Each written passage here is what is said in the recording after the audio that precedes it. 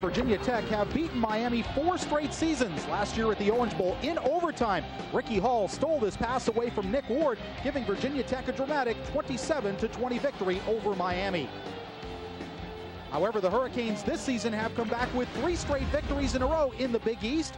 Kenny Kelly getting his tight end Bubba Franks involved. Big Bubba's caught 20 passes in the last 4 games. He'll have to be a factor if Miami has a chance as they play the #2 team in the country. It's the Hurricanes and Virginia Tech next here on Sports Channel.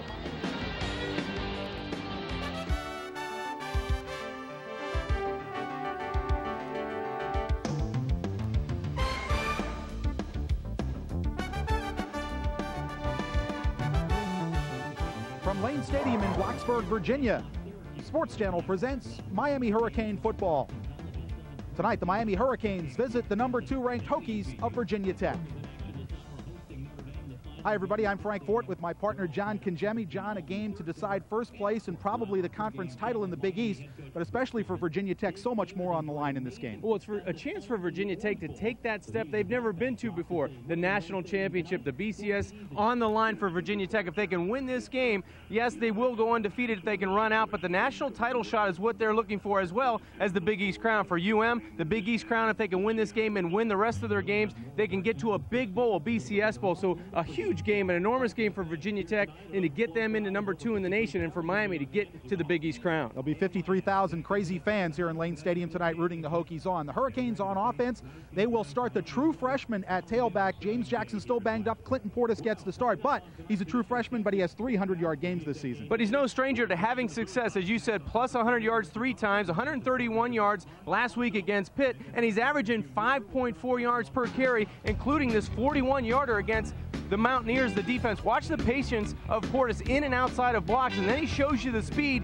that he possesses. He's a young back, but he has a lot of experience this season getting pushed down at the 1-yard line. He has that acceleration that you're going to need against a tough Hokie defense. Well, you mentioned it. The Hokie defense, one of the best, if not the best in the country. Statistically, they are in the top 10 in almost every category. In the Big East, they're #1 across the board. The scoring defense is 2nd in the nation. You don't have to look far at the Hokie defense. Just look at the top of the list. They do it in just about every category. You see total defense, #1, scoring defense, sacks, 43 sacks. That leads the Big East, and they're led by Corey Moore. That's the guy, the ringleader out on the outside. He can make it happen. 13 sacks. He has 19 pressures on opposing quarterbacks, 8 tackles for losses. He has great speed, 43 total tackles. He's the leader on defense. As he goes, so go the Hokie pressure on defense. A remarkable player, only 6 feet tall, 225, undersized for a defensive end, but like they say, John, you can't measure his heart. All right, that leads us to the quarterbacks. Going against Corey Moore in that Hokie defense, Kenny Kelly, a guy who has improved steadily throughout the course of the season. The sophomore has had 4 very good games in a row. Well, very important for Kenny Kelly to start out well and score on their first drive. Miami's only scored 3 out of 8 times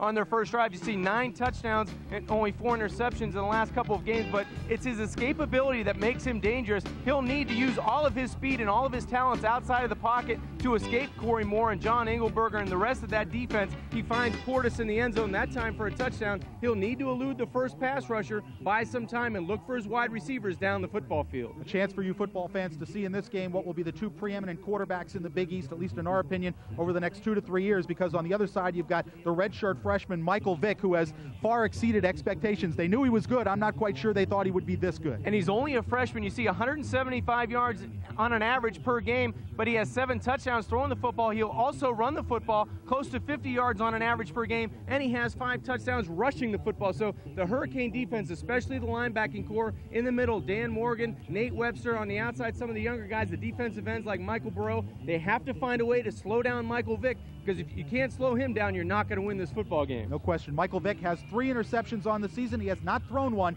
in the last 21 quarters. Turnovers will play a part in whoever wins this football game. We'll be back with the opening kickoff from Blacksburg right after this here on Sports Channel.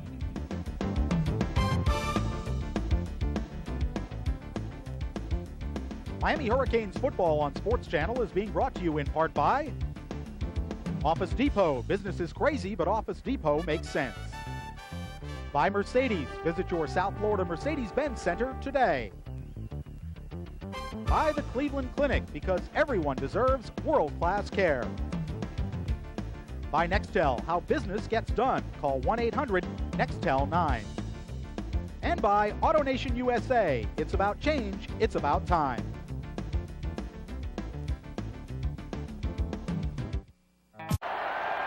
Lane Stadium in Blacksburg, Virginia, the Miami Hurricanes against number 2 Virginia Tech. Miami won the toss and deferred to the second half. Andy Crossland kicking off with a little bit of a breeze at his back and knocks it out of the end zone. Virginia Tech and Michael Vick on the offense will start 1st and 10 from their own 20. Frank Fort and John Congemi with you on Sports Channel, and Virginia Tech at 8-0 and looking for not only respect but a shot at a national championship. They're number 3 in the BCS, but earlier today Tennessee lost, Mississippi State lost, so things, if Virginia Tech, they really, John, they have their destiny in their hands. Yeah, and it's really in number 7's hands for the offense. Michael Vick, he's the guy that will lead the offense for Virginia Tech. He's the guy that makes it happen under center. Jarrett Ferguson and Chiron Stith, the running backs behind Michael Vick, the redshirt freshman.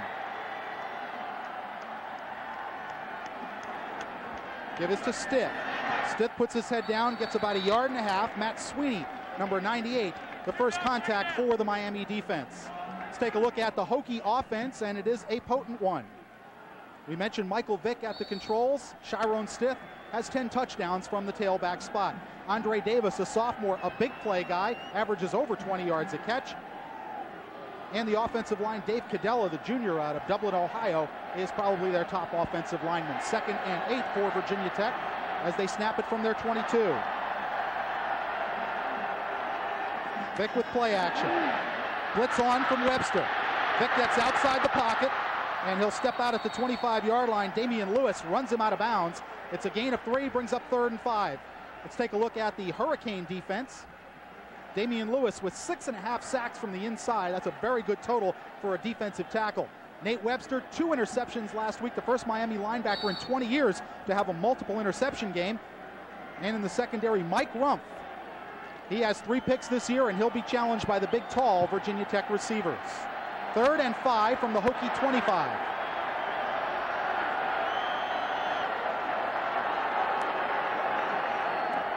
Vick will throw. Stepping up. Pressure from behind, and Michael Burrow has him. They're going to call him down. Yes, they are. Michael Burrow should get credit for a sack there. It was the loss of 1 yard. Vick did get rid of the ball, but I believe his knee was down, John. That was a great play by Michael Burrow. The play before, he did not contain very well. He came inside, and Michael Vick was able to get outside of him. This time, pressure up the middle. Vick steps up, and Michael Burrow is in the right position to make the sack. Take a look at this right here. You see Damian Lewis on the inside doing a nice job getting the double team, fights off it, but number 93 Burrow on the outside makes the tackle. Jimmy Kibble gets the punt away. Santana Moss will let it bounce at the Miami 30, bounces backward, and will be down at the Miami 35-yard line. So a good series for the Hurricanes to start out on defense, a 3 and out, and Kenny Kelly will bring the offense onto the field. And this crowd at Lane Stadium, 53,000 strong, gives their Hokie defense a big cheer. John, one of the top defenses in the country. They do it with scheme and they do it with speed. Well, they lead the Big East in 5 different categories, and they just do it with pressure up front. The front 7, front 8 can really make havoc for an opposing offense. It's up to Kenny Kelly to quiet this crowd down right away, and that offensive line needs to take charge. 1st and 10 from the Hurricane 35. Fulcher and Portis, the running backs. Fake to Portis. Kelly.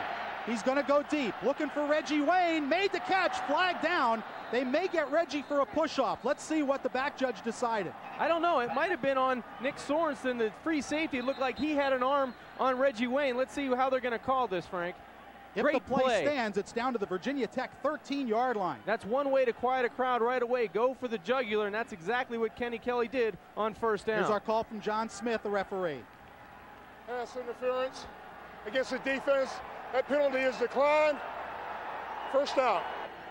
Take another look. The play stands as Reggie Wayne comes up with a big catch. If you can remember early in the season, this is a play Kenny Kelly wouldn't make. He would try to throw this more to the right side down the hash. This time he uses the field to the left and leads his receiver down the field. You see Sorensen, number 14, using the right hand to try to prevent Reggie Wayne from catching the football. Big play for the Canes on 1st down. 52-yard gain on the Kelly to Wayne completion.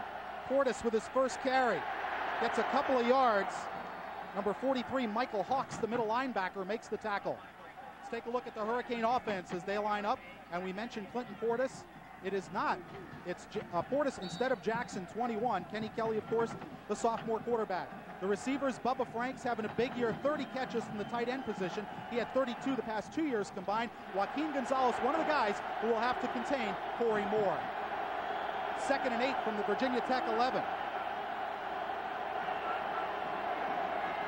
Give to Portis. Tries to get outside, cuts in, dropped at the 10-yard line. Number 9, Anthony Midget, making the play, the cornerback out of Clewiston, Florida. And here's a look at the Hokie defense. John Engelberger's turned himself into an All-Big East player, a former walk-on, has 7 sacks. The linebackers, Jamel Smith, one of 11 semifinalists for the Butkus Award. And in the secondary, Anthony Midget. He is not small the way he plays. He may be small in stature, but he's a heck of a corner. 3rd and 7 for the Hurricanes. Might see the fade route up top, Frank. A lot of room, man-to-man. Kelly fakes to Portis. There's the route to Andre King, just overthrown in the end zone. He ran that little short post corner, John, and he had a step, but the ball was overthrown. Yeah, good play on 3rd down. They go man-to-man on the outside, trying to read Andre King on the in-and-out move to the back corner of the end zone, just overthrown by Kenny Kelly. He tried to look to the flat first where he had his fullback, number 35, Will McPartland. He was covered, had him wide open in the end zone, just threw it about a step and a half too far. From the 18-yard line, a 28-yard field goal. Jeff Popovich, the holder. Pat Delvecchio, the snapper. Andy Crossland will try from 28. Snap is good, hold is good, kick is on the way, and it is through there. And Miami gets on the board first. 11:44 left to go first quarter. It's the Hurricanes 3, Virginia Tech nothing. The field goal set up by a 52-yard pass from Kenny Kelly to Reggie Wayne. Nice start for the Hurricanes on 1st down. They go down the field. A big play by Reggie Wayne, a nice catch, and then the Hurricanes do convert a field goal. They really would have loved to get in for 7 there, Frank, but 3 points to start this game. It quiets the crowd down and gets the Hurricanes on the board. We'll take a timeout. 11:44 to go first quarter. Hurricanes 3, the Hokies nothing. 11:44 left to go first quarter here at Lane Stadium, Blacksburg, Virginia. Miami Hurricanes taking a 3-0 lead on an Andy Crossland 28-yard field goal. He is now 10 of 16 in field goals on the season. Crossland will kick off with Chiron Stith standing back on the Virginia Tech goal line. John, we talked before the game. Miami, we both feel, has to be aggressive. They've got to fight fire with fire against this aggressive Hokie team. Stith from a yard deep. And he's upended at the 16-yard line. Jeff Popovich, the senior safety out of Tucson, Arizona, along with Nick Ward in on the tackle for Miami. Virginia Tech will start 1st and 10 from the 16. Yeah, and credit the aggressive play of James Lewis, the nickelback, number 23 as well, streaking down for the Miami special teams on the kick cover. Well, Virginia Tech will start 1st and 10 from the 16. Double wide receivers will come to the right of the formation, the bottom of your screen. And Vick will operate out of the shotgun with Stith and Ferguson flanking him. Fake to Stith. Quick screen outside to Emmett Johnson. Johnson got a block across the 25 to the 29-yard line. Dan Morgan made the tackle, but it's a gain of 13 and a Hokie first down, one of their pet plays, John. Yeah, nice play on 1st down by the Hokie offense. Just a little hitch screen outside to Emmett Johnson, number 18, and all he does is turn it up the field and follow his blocking. Just a lot of purple bodies out in front. You see Dan Morgan coming from the weak side linebacker position to make the tackle, but a nice play on 1st down to get the ball outside to take away some of the aggressiveness of the Hurricane defensive front. 1st and 10 Hokies at their 30. High set in the backfield. Give is to Stith. Stith hits the pile and doesn't go anywhere. Maybe got a yard. Matt Sweeney in there for the Hurricanes, and boy, take your pick. Nate Webster, Damian Lewis, Dan Morgan off the bottom. Whole bunch of Hurricanes in there. Held it to a gain of a yard. Frank, the key there, I think Miami's taking its shots on defense as well. They go man-to-man coverage on 1st down. They really do a great job of blitzing the gaps, attacking the gaps all the way down from strong side to weak side. And as you said, a host of Hurricanes in the middle of the football field on 1st and 10. Andre Kendrick, number 4 now in a tailback, replacing Stith on a 2nd and 9. Vick out of the shotgun with the double wide outs to the top of the screen this time. Vick stepping up, throws over the middle, pass incomplete. Derek Carter, the tight end, could not hang on at the 45-yard line. They don't throw a lot to the tight ends, John. a combined 8 catches by the number 1 and number 2 tight ends, but they average over 20 yards per catch when they do throw it to him. Yeah, they do go down the field when they look to the big fellas inside. Credit William Joseph on that last play, Frank, for pressure on number 7, Michael Vick. Vick's a big guy at 6'1", 212. He's a big, strong freshman quarterback, but with pressure on the outsides from William Joseph and Michael Burrow, it might make him a little bit more uncomfortable in that pocket. 4 wide receivers now in for Virginia Tech. 2 to each side of the formation. Vick out of the shotgun. Vick steps up, fires over the middle, complete. Ricky Hall has the catch at the Miami 48-yard line. Al Blades making the tackle, but the Hokies move the chains. It's a first down with 10 minutes, 16 seconds to go first quarter. Ricky Hall averages over 15 yards per catch. That time he catches a dart over the middle of the football field by Michael Vick. This ball comes out of his hand and attacks the wide receiver. You see, he almost caught it twice. One, he bats it up to himself, and then Ricky Hall comes down with the catch deep in the Miami Hurricane secondary. First down Hokies, and they get the ball across the 50-yard line. 21-yard reception for Ricky Hall, who averages 15.4 per catch. Again, 4 wideouts in the game for Virginia Tech. And Michael Vick signals for a timeout. Well, Virginia Tech, John, looks like they're going to try and do what Boston College did with a large degree of success, and what West Virginia did with some success, is spread that Miami defense out. And Frank, over the season, I don't know, we've been talking about this, but Miami has had a lot of holes over the middle with crossing routes of opposing teams trying to attack Miami over the middle, and when they do come with man-to-man pressure, try to gamble for the big play. Now, Vick has a big-time arm. He can stand in the pocket and throw it with the best of them. First timeout, 9:53 to go first quarter. Miami leading it 3-0. Tune in to Sports Channel Florida Saturday mornings throughout the college season. The lineup includes Saturday morning college kickoff at 10, the Jim Levitt Show at 11, the Butch Davis Show at 11:30, and special presentations of Hurricane football at 11:30 p.m. on each game day right here on Sports Channel Florida on 1st and 10. Vick on the design run, gets across the 40 and picks up almost 12 yards down to the Miami 36-yard line.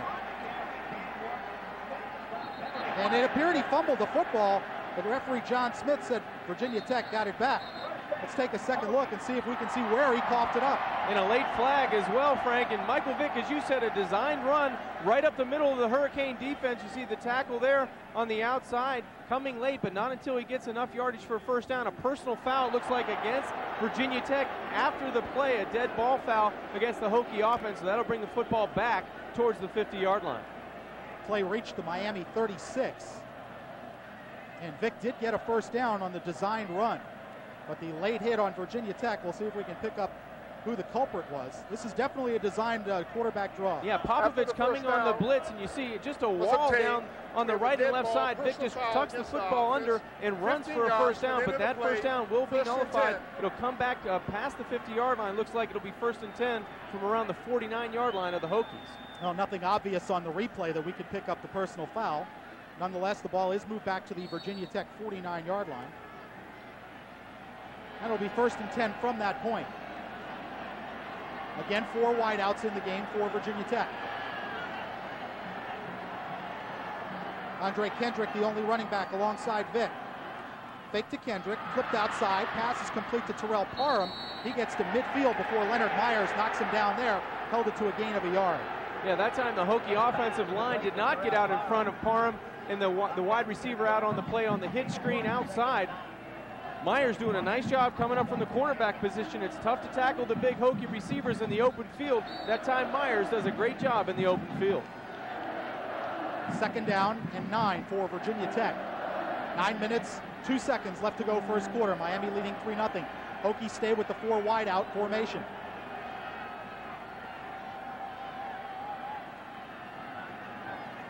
Vick out of the shotgun. Under pressure. Firing, and almost intercepted by Nate Webster. Nate Webster almost had his 4th pick of the year. And Michael Vick was hit hard and is a little slow getting up back at the Tech 36-yard line. Yeah, that time the scheme from the Miami defense up front, they did a little twist on the inside and the outside with the tackle in the end. and it looked like number 55, Jamal Green, as well as one of the interior linemen for Miami, get to Michael Vick. Vick was very surprised by number 2, Damian Lewis, coming in from the outside. He thought he would be able to escape the pressure to his left as he was rolling. Big number 92, Damian Lewis, up in his face, and he was very slow to get up. You see the hit he takes right there, brought down to the ground hard, also by number 55, Jamal Green. 3rd and 9, Virginia Tech. Vick with the blitz coming. Stands in, delivers, incomplete at the Miami 40-yard line. While Miami bringing the pressure, they're selling out against Vick on 3rd and long, John. That time it worked. Yeah, so far this Miami defense has been able to turn up the heat with the front 7, getting in Michael Vick's face, and really nowhere to run for this elusive quarterback early in the football game. So on 4th and 9, Jimmy Kibble will come in to punt. He averages 41.1 yards per kick. Santana Moss stands at the Miami 10. Kibble left foots it high in the air. And this is going to be out of bounds on the near sideline, and not a very good kick by Kibble. This will come out past the 20-yard line. They're still marching up, and they're going to put it at the Miami 25. So a kick of only 25 yards for Jimmy Kibble. And there's timeout on the field with 8 minutes, 32 seconds left to go first quarter. John, so far, you know, Michael Vick, he just scares you. He takes your breath away. But so far, the Miami defense has been able to keep him in check. Well, Miami's had a great complement from their defensive backs to their defensive front 7. They've been able to stay in coverage, really do a good job on the Hokie wide receivers. The only time they've been burned is once over the middle for a big gain, and then the hitch screens. But the front 7, especially the defensive linemen, they've done a nice job of twisting and turning, getting in the running lanes and the passing lanes for Michael Vick. Nowhere to run. So Butch Davis and that rest of the defensive staff has to be happy with the output on defense. Offensively, a big play by Reggie Wayne, a nice throw by Kenny Kelly. It converts for 3 points, but they're going to have to take the football right now and really drive the football. 8:32 left to go. They have to control the football, keep the defense fresh on the sidelines, move the chains a couple times, get into scoring position again. No question about it. We were talking in the break. You don't know if Miami can go score for score with this Virginia Tech team as explosive as they are. They average 39 points a game and average only giving up 10. That's a 29-point differential. The unusual thing about Virginia Tech, they haven't created a whole lot of turnovers this year. They've given it up 14 times, taken it away 13, so they're -1 in the turnover department. Usually you don't see that on 8-0 teams. Usually the turnover ratio is a lot higher. Especially with the aggressive style of defense that they play too. Normally that equals turnovers and defensive score situations. They're first in a lot of faculties on defense with team defense and sacks and things like that, but this Miami team can stay with them, but they have to control the football. They have to control the line of scrimmage, and Kenny Kelly is a big piece of this puzzle to win the football game. I'm thinking maybe the reason they don't have a lot of takeaways is the quarterback never has a chance to get the ball right. off. He's always going under a pile of Hokies. Miami will start 1st and 10 from their 25-yard line. 8:32 to go first quarter. This is, John, I like this stadium. It's a great college stadium. It's a great atmosphere for college football. Lane Stadium, Worsham Field, one of those double name places, as Miami will snap at 1st and 10 from the 25, double tight end, with Clinton Portis the only running back. This is Portis. That's only about a yard. John Engelberger at the bottom of the pile, make it number 94. That's Chad Beasley. Chad Beasley, the first contact for Virginia Tech. Pretty much no gain on the play, maybe a half a yard. Beasley, a 6'5", 277 sophomore from Gate City, Virginia.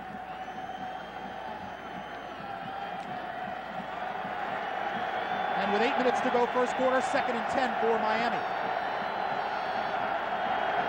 Fulcher in at fullback. Fulcher in motion. Kelly will throw. With time. Delivers, complete to Bubba Franks, and he is up to the Miami 41-yard line. That'll be a first down for Miami. Jamel Smith, the all-Big East outside linebacker, making the tackle.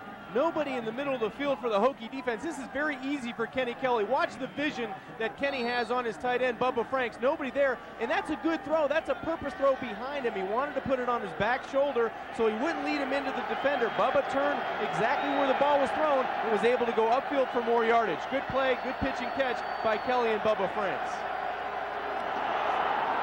Kelly fumbled the snap, and it's picked up by Virginia Tech. Ike Charlton making the recovery. And that's the kind of play Miami can ill afford. Well, just as you think Miami's getting a little rhythm and getting it going offensively, they get a big play by Bubba Franks. A bad snap, quarterback center exchange. You really couldn't see what happened. It happened so quickly, but the ball ends up in Ike Charlton's hands, and the Hokies get their first turnover of the evening. See if we can take a look. Looks like the ball hits him, and then it looked like Ty Wise. The ball was just underneath his kneecaps. The ball never got up to his hands. It hit Kenny Kelly in the hands, but like a frozen brick coming straight down, it looked like the ball was rejected. Maybe Kenny only got his right hand on it. It looked like he was trying to get back deep in the backfield for the handoff and took off a little early from the exchange. Vick on the option just gets the wood put to him by Chris Campbell, the sophomore linebacker from Mount Pleasant, Texas, and it's a loss of a yard. Well, that's what Miami's going to have to do if they're going to turn the football over and make it easy for Virginia Tech. The defense is going to have to come up big, and as you said, the young linebacker, the sophomore, Chris Campbell, comes up and really put the wood to Michael Vick. Just going back to that snap, it almost looked like Kenny never got it, and Ty almost took it back. Well, it's a stretch play by the center. He was trying to get across the face of the defensive tackle, and it's a tough play for a quarterback and center. On 2nd and 11. Vick, freeze option, look out, down he goes. Adrian Wilson sacked him, ball came out, and it appears the Hurricanes have it. Chris Campbell with the fumble recovery. So Virginia Tech gives it right back. This defense is hungry tonight, Frank, and they're showing how they can play defensive football. You see Wilson coming from the backside. First, Vick gives the illusion of the option play. Wilson just beats number 79, Josh Redding, right off the football, and he lays it to Michael Vick on the outside. He never saw it coming. The ball pops out, and the Hurricanes return the favor. Take a look at it again. The backside, that's where Wilson's going to come from. Comes back and just, you dream about hits like that, and the Hurricanes defense provides a turnover for their offense. 1st and 10 at the Tech 49. Kelly, 3-step drop, complete to Moss. Moss at the 45 to the 44-yard line, where midget number 9 and Corey Bird, number 16, combined on the tackle. It's a gain of about 5 on 1st down. That's a good call, Frank, on 1st down. Get it to your playmakers on the outside. You saw what happened to open up the football game when they got it to the outside to Reggie Wayne. The other guy you want to get the football to is Santana Moss. Any way you can. You get 5 yards on 1st down. It's better than running off tackle for no gain. 6:09 to go 1st quarter. It's Miami 3, Virginia Tech nothing. 2nd and 6 from the 44.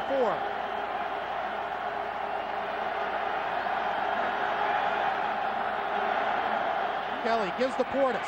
Portis skips to the outside. 40, 35. Penalty flag down as he's run out at the 30-yard line.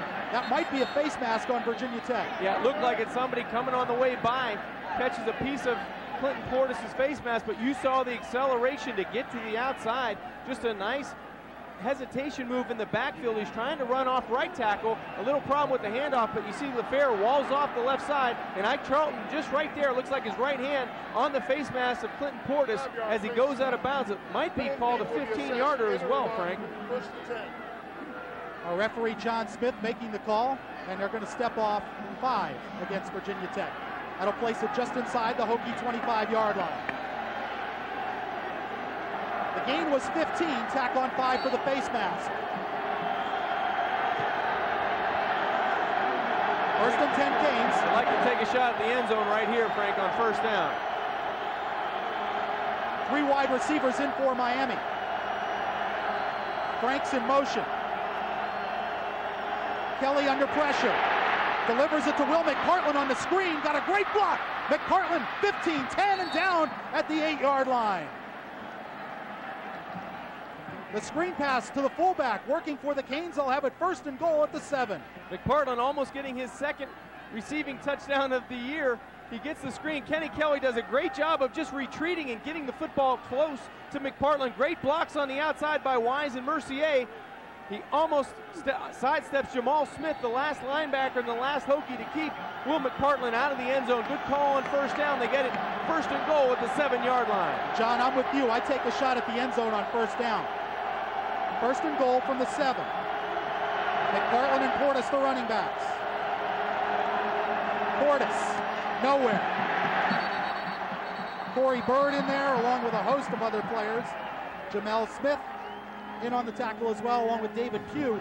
number 71. No gain on the 1st and goal. And Bubba Franks is mad at himself right there because he got beat across his face, and it looked like Corey Moore beat him to the football, beat him off the line of scrimmage, and was able to knife down and stop Clinton Portis up the middle of the football field. The offensive line, when you get down close, they have to win the line of scrimmage battles and have to get off the line first. Miami goes with the diamond formation, 3 wide receivers. 2nd and goal. Moss in motion to make it a trips right. Kelly with time, over the middle, caught, touchdown Miami!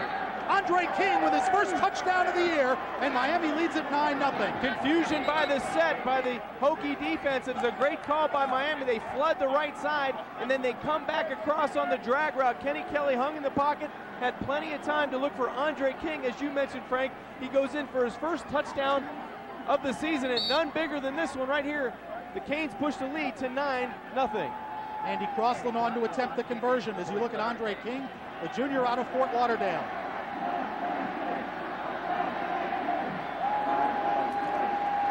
Out of Popovich's hold, Crossland's conversion kick is good. And with 4 minutes, 35 seconds left to go in the 1st quarter, it's Miami 10, Virginia Tech 0. We'll be back in Blacksburg right after this on Sports Channel.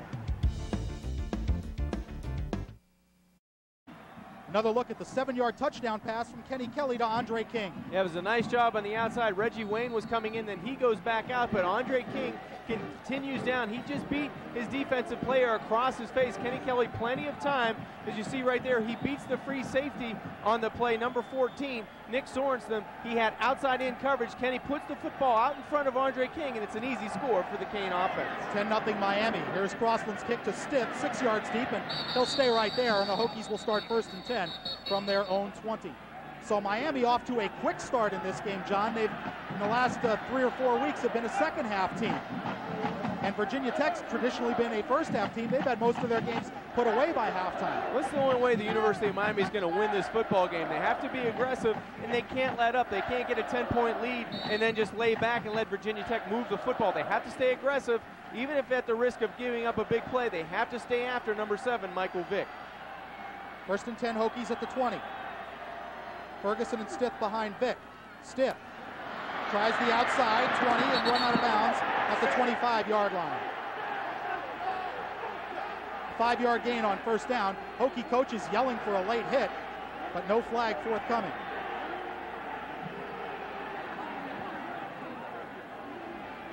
So it'll bring up 2nd and 5 from the Virginia Tech 25.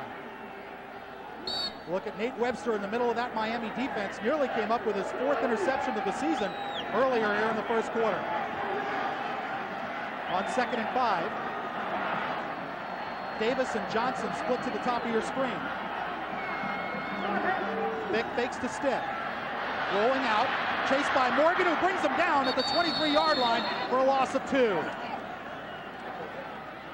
Dan Morgan never given up on the play. He is relentless. That's what makes him an all Big East linebacker. Frank, you're not going to run away from the linebackers at UM. They've had too much speed. I don't care how much speed Michael Vick has. Watch Dan Morgan come from inside out, just pursues the quarterback.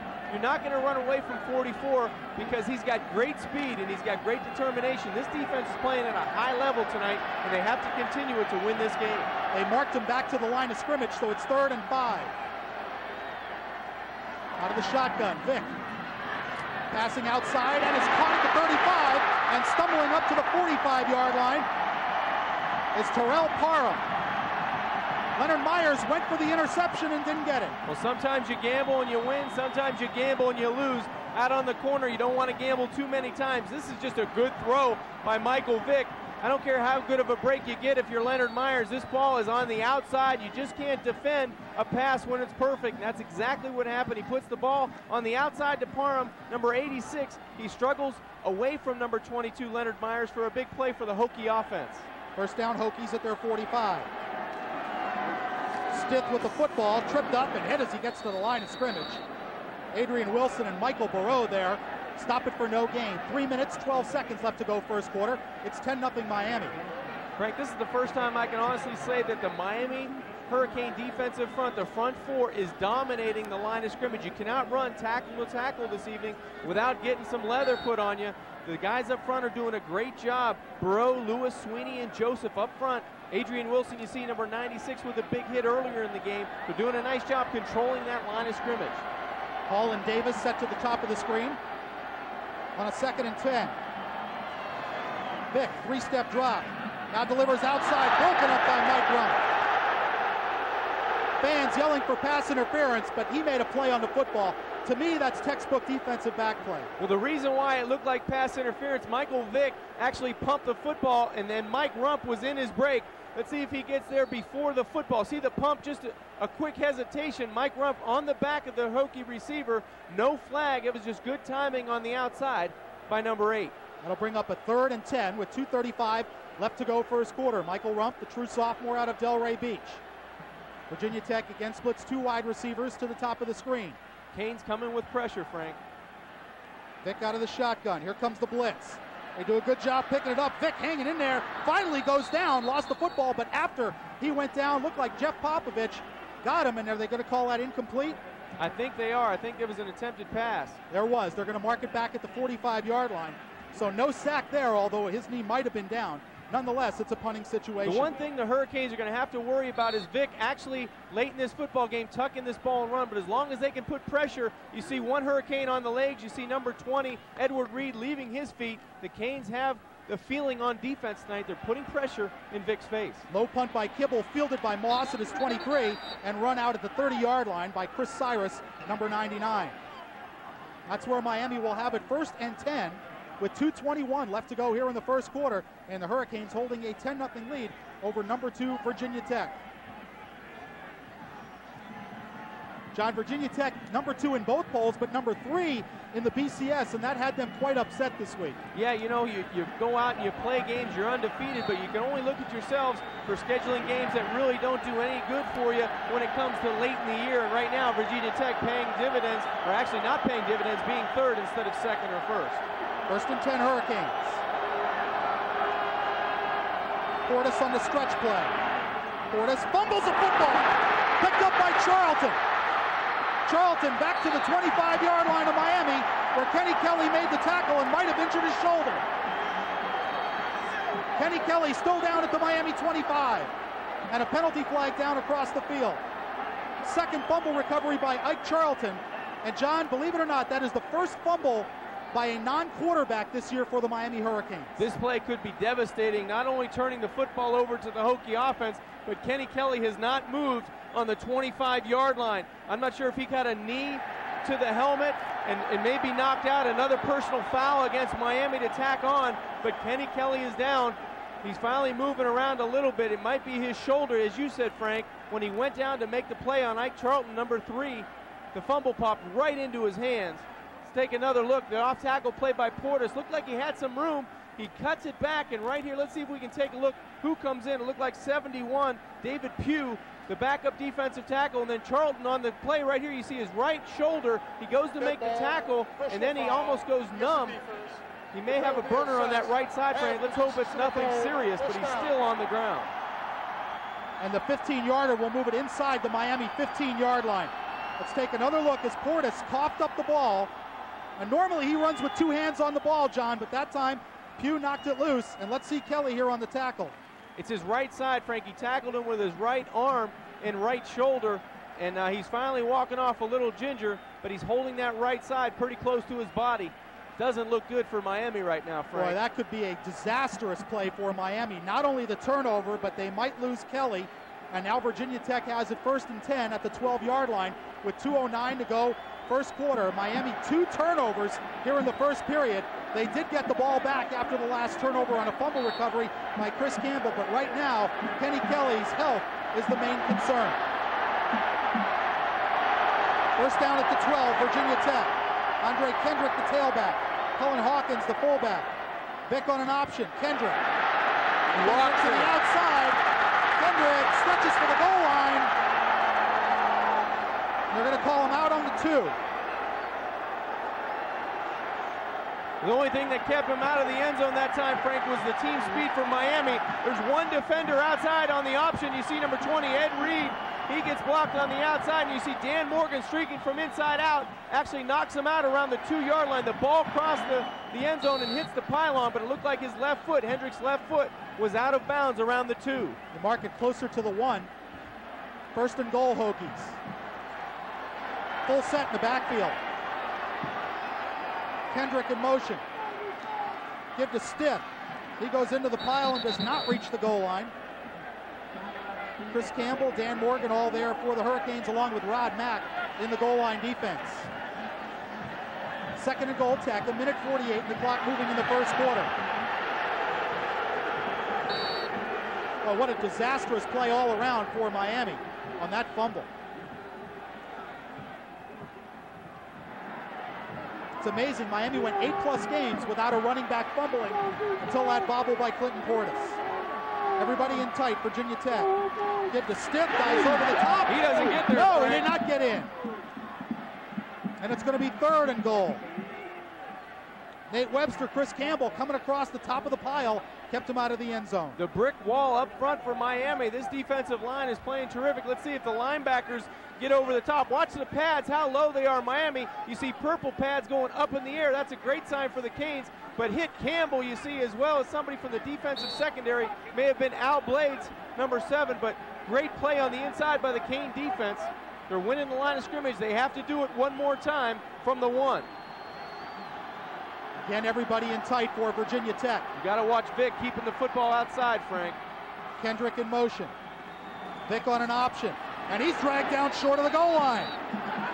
Matt Sweeney got in there to get first contact, and then the posse arrived. It's 4th and goal. Let's see how Frank Beamer plays it. One more look on the option. Nowhere to run. Actually, Vic wanted to go outside, but decided to turn it up, looking for a quick alley, but there's nothing there. You see big number 96, Adrian Wilson, gets penetration, does a nice job. He fights off the block of the center, number 52, Keith Short, and then he just waits. You see number 98, Matt Sweeney, holding on to the ankles of Michael Vick. Nowhere to run. It looks like Frank Beamer and the coaching staff will elect to go for it. Automatic first and goal. Actually, they called a penalty on the play. Now they're giving a new set of downs to Virginia Tech's offense and a first down. I didn't see a flag, Frank. I did not either. That's an incredibly bad mistake by Miami. Had to be a dead foul, a dead ball foul. I didn't see a flag. Well, it's 1st and goal from inside the 1. It would have been 4th and goal. Kendrick in motion. Stiff to the goal line, touchdown. Chiron Stiff with the 1-yard touchdown run as the mystery penalty flag gave Virginia Tech a 1st and goal. And another flag. More flags going down. Well, this is a game you got to keep your self-control. We have to have composure. You have to play with emotion. You have to play with a lot of fire. But that's 2 plays in a row. It looks like Miami's hit with penalties. This one looks like it's also a dead ball foul, personal foul against the Hurricanes. Personal foul, offense, personal foul, defense, they're offset, play to try. So the penalty's offset, they'll just kick the extra point. But Virginia Tech, taking advantage of the Clinton Portis fumble, has moved it in for a touchdown with 17 seconds to go here in the first quarter. And Frank, you never know what Frank Beamer would have done had he not got the penalty and the fresh set of downs on first down. It would have been a natural kicking situation. Shane Graham, who won last week's game at West Virginia with a last-second field goal, knocks the extra point through. And with 17 seconds left to go in the first quarter, it's now Miami 10 and number 2 Virginia Tech 7. We'll have to see what happens when the Hurricanes come back on the field, whether it's Kenny Kelly or not. He injured his shoulder making a tackle. And John, right now, that is the concern. Miami had a lot of momentum going, and then the fumble by Portis puts Virginia Tech in position to get back in it. Well, yeah, the big fumble, and Miami was making a defensive stand. They were getting under the shoulder pads of Virginia Tech's offensive lineman. That time, you see Stiff, number 38, getting very low and aggressive. They only had 1 yard to go. He just lunges over from the 1. Take a look, the offensive line trying to provide just a crack, and he does find just a crack to get the football over the goal line, and the Hokie touchdown. John, this is one of those games, as I said, you've got to keep your self-control. It's an emotional game. It's going to be a physical game, but you can't afford to give the number 2 team in the country second chances. Miami's already turned it over twice. The defense got it back for him on one occasion, but this time it comes back to hurt him with the touchdown, helped out by a dead ball personal foul penalty on what would have been a 4th and goal for Virginia Tech. Well, you don't want to take away your aggressiveness on defense, but you don't want to be dumb either. You don't want to make mistakes. As you see the series history, Miami leads 12-4, but the last 4 victories have been on the Hokie side in the Big East and really have determined the Big East championship in a couple of those situations. So Miami in the football game early with only 17 seconds left before the first quarter ends, up by 3 points. Butch Davis trying to exhort his offense. Jimmy Kibble will kick it off for Virginia Tech. Santana Moss and Aaron Mosier to receive. Here's Kibble's kick. This is Mosier at the 1. Mosier to the 15, to the 20-yard line, and he's brought down there by the Virginia Tech special teams. Philip Summers, number 8, the backup safety, on the tackle. Looks like Ken Dorsey's going to go into the football game, Frank, for the Hurricanes at quarterback. Yes, he is. Number 11, the true freshman, Ken Dorsey, will come on to quarterback the Miami Hurricanes. Well, what a disaster that last offensive snap was for Miami. And I don't even see Kenny Kelly on the sidelines. Actually, I do. He's around the 20-yard line just trying to throw the football. Hopefully, for the University of Miami, he's okay, and that Ken Dorsey can hold down the fort until Kenny Kelly can get his faculties and get back into this football game. Clinton Portis remains the tailback. And penalty flags fly. Looked like Miami had illegal movement. Yeah, Bubba Franks, the tight end on the left side of the line of scrimmage. Virginia Tech defensively shifting down, and Bubba Franks reacting to the movement. That'll cost Miami 5 yards. Well, this is a tough situation for the true freshman quarterback, Ken Dorsey. His only playing time has come first against Florida A&M and then against Pittsburgh last week, mopping up, and Kenny Kelly is now coming back onto the field. Well, we'll see how effective he can be. It's a little bit chilly in Blacksburg, and hopefully that shoulder doesn't stiffen up. 1st and 15.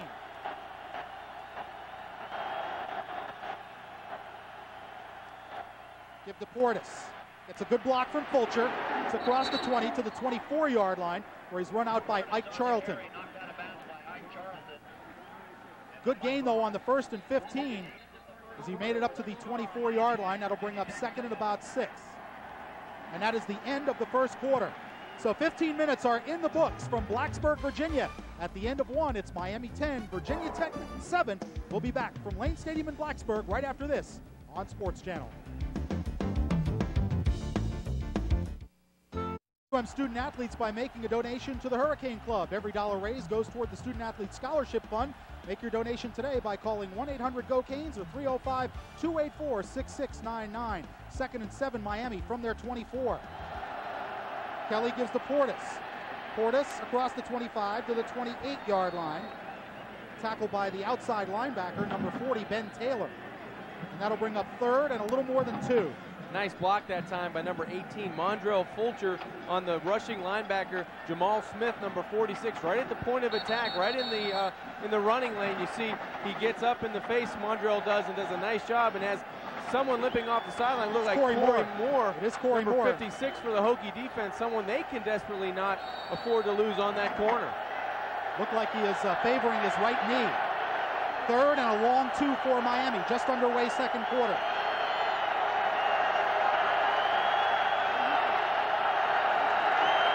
Kelly to the outside, complete to Moss at the 35, and run out at the 38-yard line.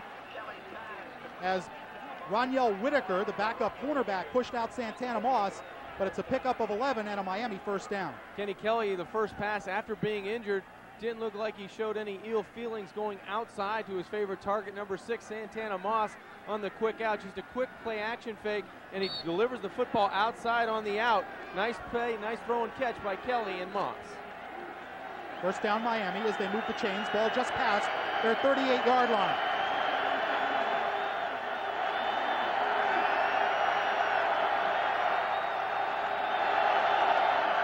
Kelly gives to Portis.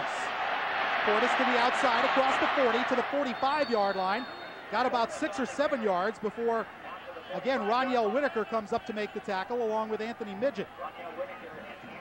Nice cut by Portis going from his right to left, and sometimes as a receiver, you don't have to make a block. You just need to get in the way of the DBs. Watch downfield. See the Miami receivers just fighting number 87, Reggie Wayne, fighting downfield to try to get in front of Portis so he has somewhere to cut. That's all you ask as a running back. Let me cut off of your block and then get out of the way, and that's exactly what happened by the receivers that time. 2nd and 3, Miami double tight end. Portis again, following Mercier. Portis falls down at the 48-yard line. He might have enough for a first down.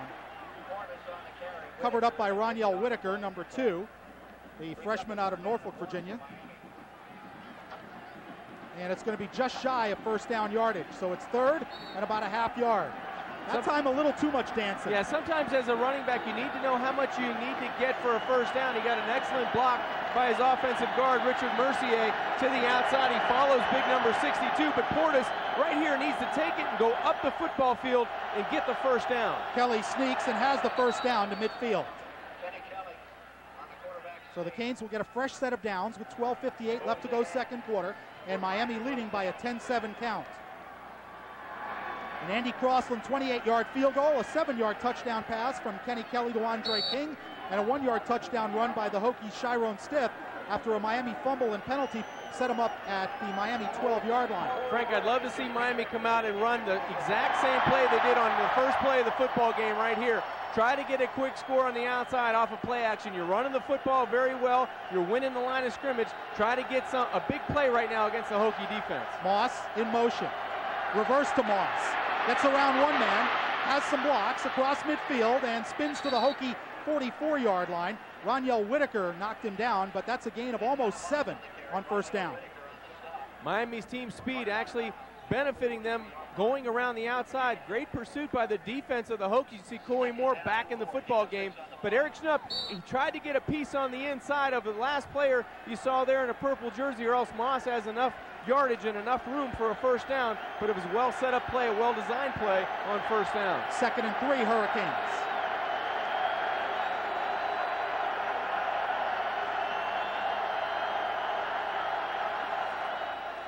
Portis around the outside, bounces off one man and could not get away. Picked up only a yard. Ike Charlton, the cornerback, making the tackle, number 3. Charlton with 2 fumble recoveries already in the game. The junior out of Orlando, Dr. Phillips. Credit to pursuit that time of the Hokie defense. They showed you what team speed they possess. They go from sideline to sideline, and normally the Miami Hurricanes have great success running to the short side of the football field. This time there's just too many bodies on the outside. You see 43 fighting off the block, Jamal Smith, and then Ike Charlton coming up with the rest of the Hokie defense. Great team speed on defense. 3rd and still almost 3 for Miami. Fulcher in motion. Kelly faking. And Corey Moore is going to sack him back at the Miami 45. Well, that's a design play, John, where they don't block the backside end. But in Corey Moore's case, that's not a good idea. No, that time 56, Corey Moore staying at home. That makes 14 sacks on the season for 56 Corey Moore. I mentioned the play before. He was back in the football game. This is a bad feeling when you turn around and you see big number 56 and you try to spin back towards the line of scrimmage, but Corey Moore is so fast and agile, he's able to make the play on Kenny Kelly. Capshaw's punt taken by Davis, and he gets up to the 31-yard line. Penalty flags down back at the point where Capshaw kicked the football. It's going to be running into the kicker against Virginia Tech. Now, I don't think that'll be enough for a first down unless it's roughing, John. Let's see what the officials call. That's exactly what Jeff Popovich is going to the 50-yard line to find out from the referee. It's 5-yard penalty. Against most teams, I would kick it again. But Virginia Tech is so good at blocking kicks. Run into the kicker. Defense. The 5-yard penalty has been declined. 1st and 10, Miami. Well, that's respect for Virginia Tech special teams. No, I think Butch Davis wants to actually take this penalty. You see the replay, but Jeff Popovich coming back on the line out to the official. They want to take the penalty. That might have been a great opportunity for Butch Davis to fake a punt to come back onto the football field. He wants to take the penalty. And you see the discussion happening again on the sidelines. Somebody's going to be upset regardless of the way the outcome of this. You see Butch Davis wanting the official. He said, "I wanted to take the penalty, not decline it." And Coach Beamer on the other sideline, you see he's going to go ahead and get his opportunity to take the penalty. This might be a chance for Butch Davis to fake the kick if they get a look that they're looking for. Well, they have a fake in the game plan, I can tell you that, but they won't run it with Capshaw. Let's take another look at the running into the kicker. If it was a roughing the kicker, it'd be an automatic 15. This is the play before the sack by Corey Moore. Now, that's a play where Miami doesn't block the defensive end, but in the case of Corey Moore, I don't think that's a play you run to his side of the field. Well, actually, it was just a great play by Corey Moore. He stays at home. The Miami offensive staff trying to gamble that Corey Moore is going to try to make a play on the run in 3rd and short. You see Coach Butch Davis coaching up the special teams on the sidelines to see what they're going to prepare for. But here's the replay of the punt. Let's take a look and see how big of a piece these special teams for Virginia Tech get on Capshaw, the punter. Not very much of one. That's a good call. That's a 5. Yeah, Butch, you got the call right. But it's only 5 yards. And they're not going to let Miami take the penalty. The call, no. And I told you someone wouldn't be happy on the sidelines, and that's Butch Davis. He was initially telling his special teams captain, Jeff Popovich, to take the penalty. Jeff ended up declining the penalty, and you see Butch Davis pleading on the sidelines, but that's not going to do any good right now because the defense of the Hurricanes is out. The offense for Virginia Tech is ready to run a play. 1st and 10 Hokies on their own 31-yard line. 11:44 to go second quarter. Miami with a 10-7 lead. Well, you could see Popovich hold up 5 fingers for 5-yard penalty. Now, where the confusion came in after that, I don't know. But it's something that shouldn't happen. Actually, I'm not sure it's such a bad thing. Virginia Tech's so good at blocking kicks anyway. I think anytime you get a punt off and it's okay field position, you might be all right. Still, you don't like to see that kind of confusion in game management. Right, and every yard is very precious, and Butch might have thought he'd been able to get it even into the end zone and make him go another 10 yards to start this drive. From the 31, out of the I formation. Pitch to Kendrick.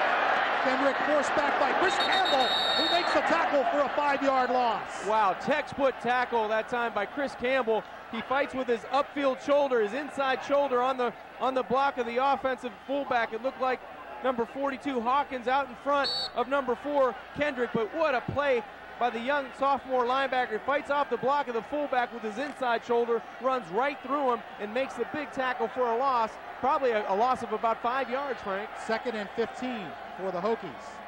Vick out of the shotgun. Vick on the draw. Vick to the 30. Boy, is he fast. Edward Reed and Nate Webster finally make the tackle at the 35-yard line. And Vick is staying down. It looked like number 52, Nate Webster, went down to his ankles, and Vick is hurt on the Miami sideline. Well, the fans again screaming for a late hit, but I thought Nate hit him right at the sideline. Again, the quarterback draw, which is one of their favorite plays.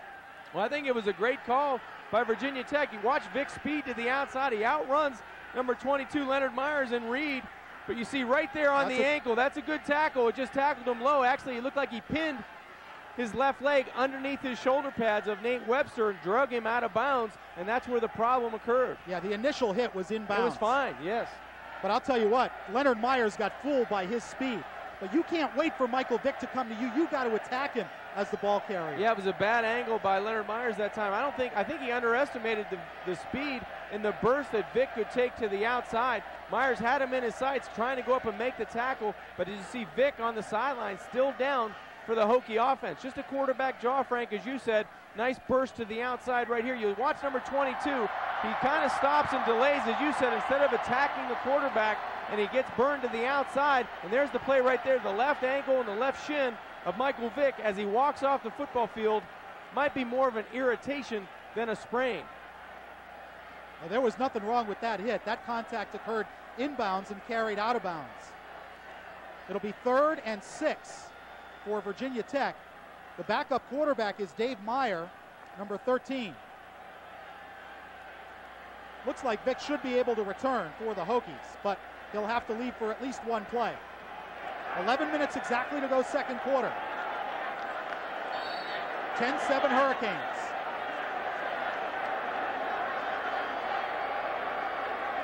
Miami backs out of the blitz.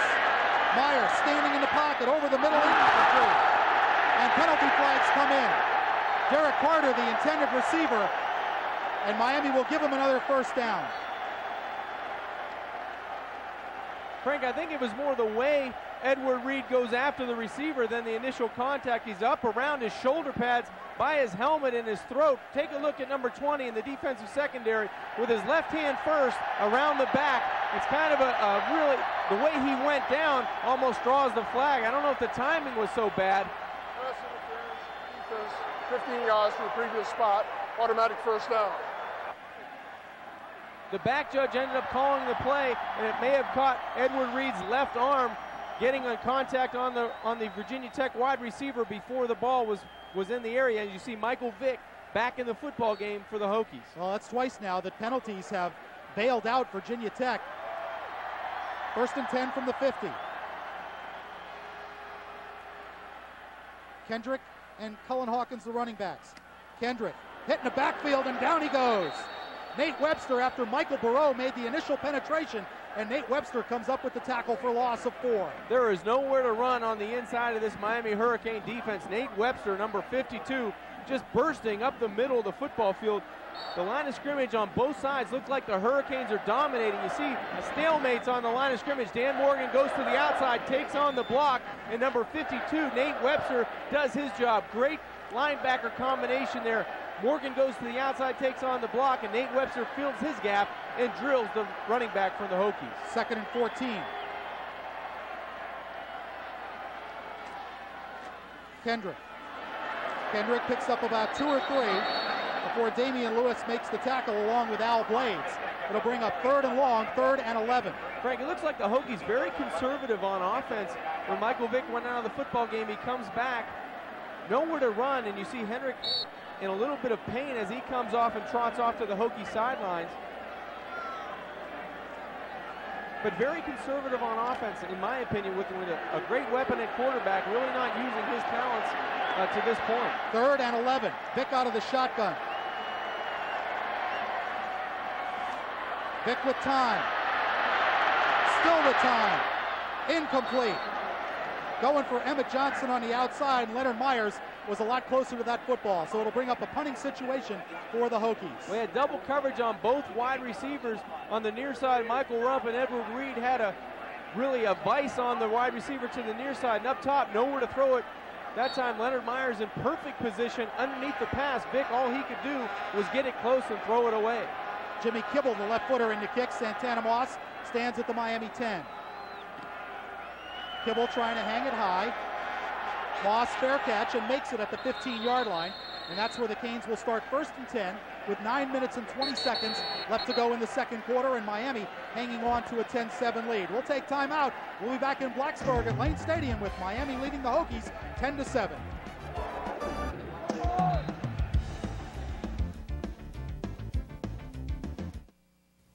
It may not look like it, but you're watching the future of the earth pass by, because many of these products are made from materials you've been recycling.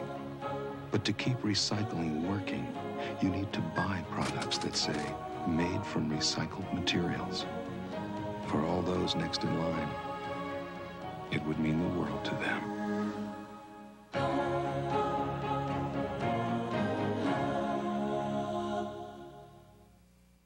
What if you lived in a home, on an island, you couldn't leave? With limited amounts of food and safe drinking water. It would be very important to use only what you need. Well, it doesn't matter where your home is, because we all live on an island we can't leave.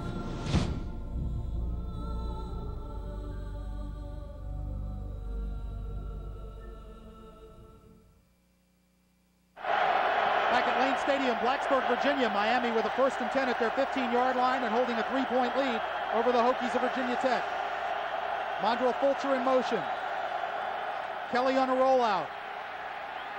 Kelly in trouble. Kelly got away momentarily, still going at the 10. Pump fakes and it crosses the 20, 25 to the 30-yard line. Finally run down out at the 30-yard line. Boy, Kenny Kelly with some real escapability there. Larry Austin finally made the tackle. Frank, we're only a couple booths away from the Miami coaches, and you can hear them through the walls going, "Watch your backside, Kenny, Kenny." No, no, no.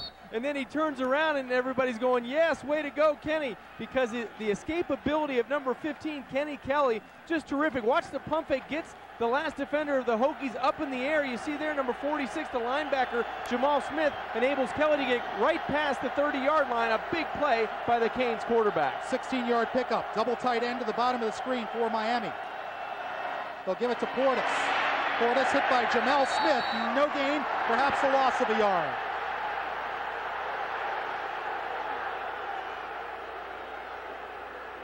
Nowhere to run that time.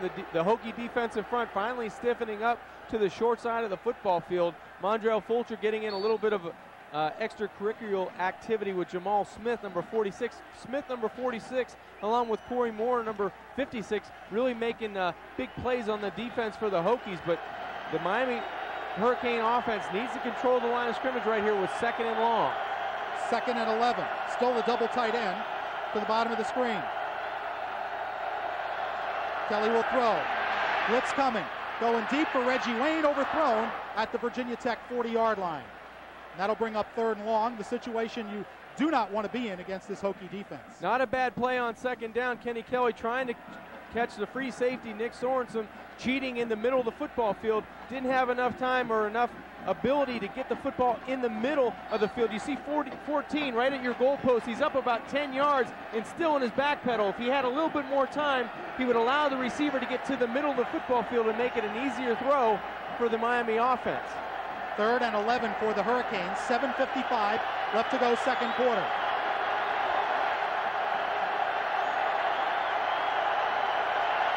And Kelly has to call timeout as the play clock was down to 2. Well, Miami spends their first timeout. It'll be 3rd and 11.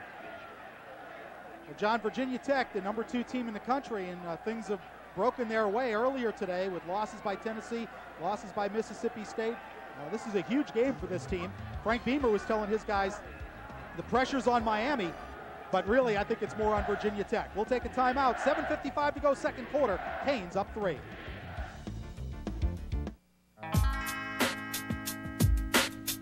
Remember compliments you receive.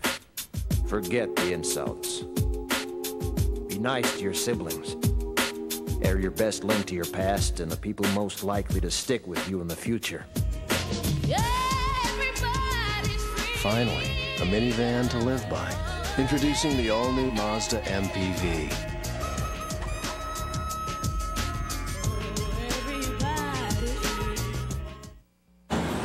This is an ordinary cell phone. This is Nextel, and it's going to change the way you do business thanks to Direct Connect, its digital two-way radio feature. Frank, you see it? Not yet. It ensures instant contact. Bridget. Got it. Cost a fraction of cellular. It just passed. And it makes other cell phones Ready now. obsolete. Direct Connect from Nextel. How business gets done. Don't miss Sunday Morning NFL, the only live 90-minute NFL pregame show dedicated to Florida's teams. Join your hosts Ned Smith, John Congemi, I know him, Frank Franchi, and Dave Worth each Sunday as they preview the matchups for the Dolphins, Jaguars, and Buccaneers.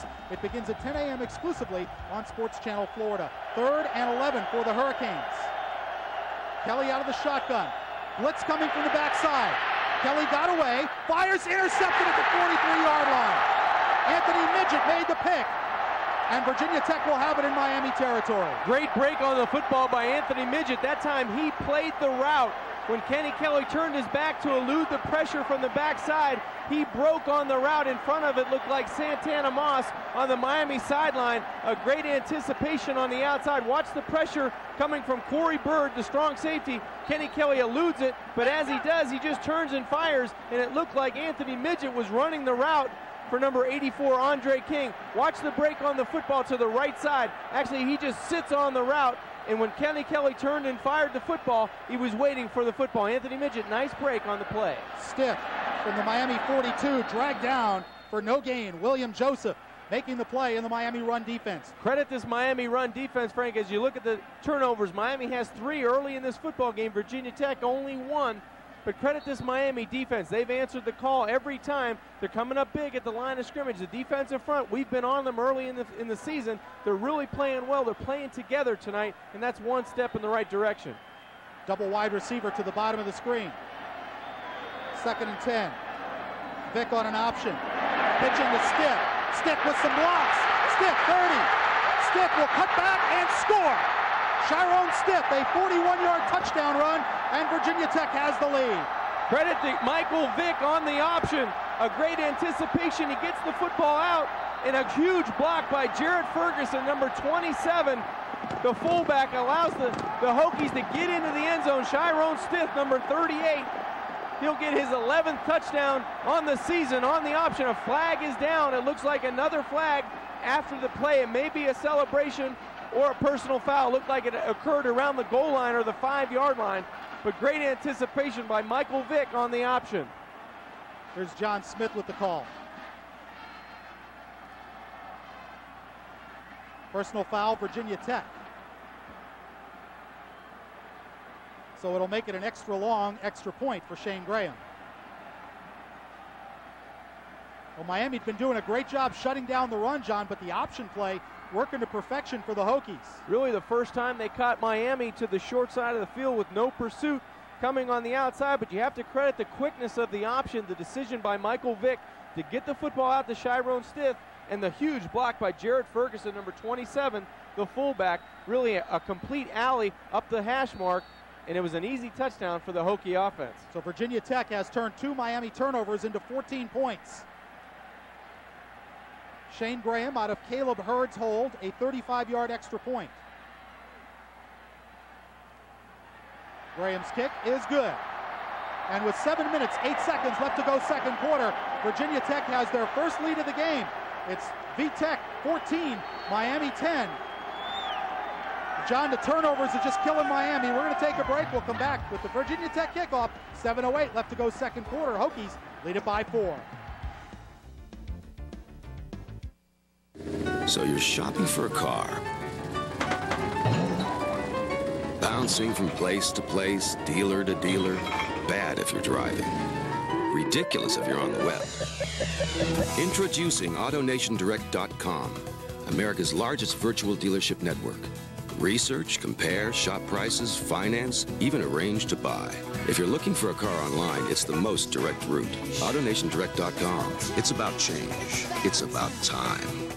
I'm Ned Smith, host of Sunday Morning NFL. For the past 4 years, Sunday Morning NFL has been the cornerstone of Sports Channel Florida's Sunday morning program. We're up early before the alphabet letter networks are, bringing you the latest on the Miami Dolphins, Tampa Bay Buccaneers, and the Jacksonville Jaguars. You want to know the latest about Mark Brunell, Dan Marino, Trent Dilfer, join Dave Word, John Conjimmy, Frank Frangie, and myself as we bring you a live 90 minutes of Sunday Morning NFL right here on Sports Channel Florida. Join UM coaches, players, and fans each Friday prior to every home game for a preview of the upcoming opponent. Breakfasts are held in Dade at the Hecht Athletic Center, and luncheons in Broward are at the Mai Kai restaurant in Fort Lauderdale. To reserve your spot, call the Hurricane Club at 305-284-6699. Well, shades of last year, John, where Miami seemingly had a handle on the game, then turned the ball over 5 times in a row. Now 2 turnovers have led to 2 Virginia Tech touchdowns. Yeah, just a quick decision on the option and a great block by Jared Ferguson. It looked like it was on number 27, Marquise Fitzgerald, but Stiff really going in untouched. Watch 27 out in front of Stiff, number 38, to the inside. Just a terrific block on 27 Fitzgerald, and then all Al Blaze can do is get an arm, his left hand on Stiff's knee. A quick cut about the 5-10 yard line, and Stiff goes in untouched. Just a huge play for Virginia Tech right after Miami made a nice stand on first down. As we mentioned before, Virginia Tech had forced only 13 turnovers this season, but they've got 3 in the first half against the Hurricanes. And they've turned them into points. All the points a direct result of Miami turnovers. Kibble will kick it off. Moss and Mosier deep for Miami.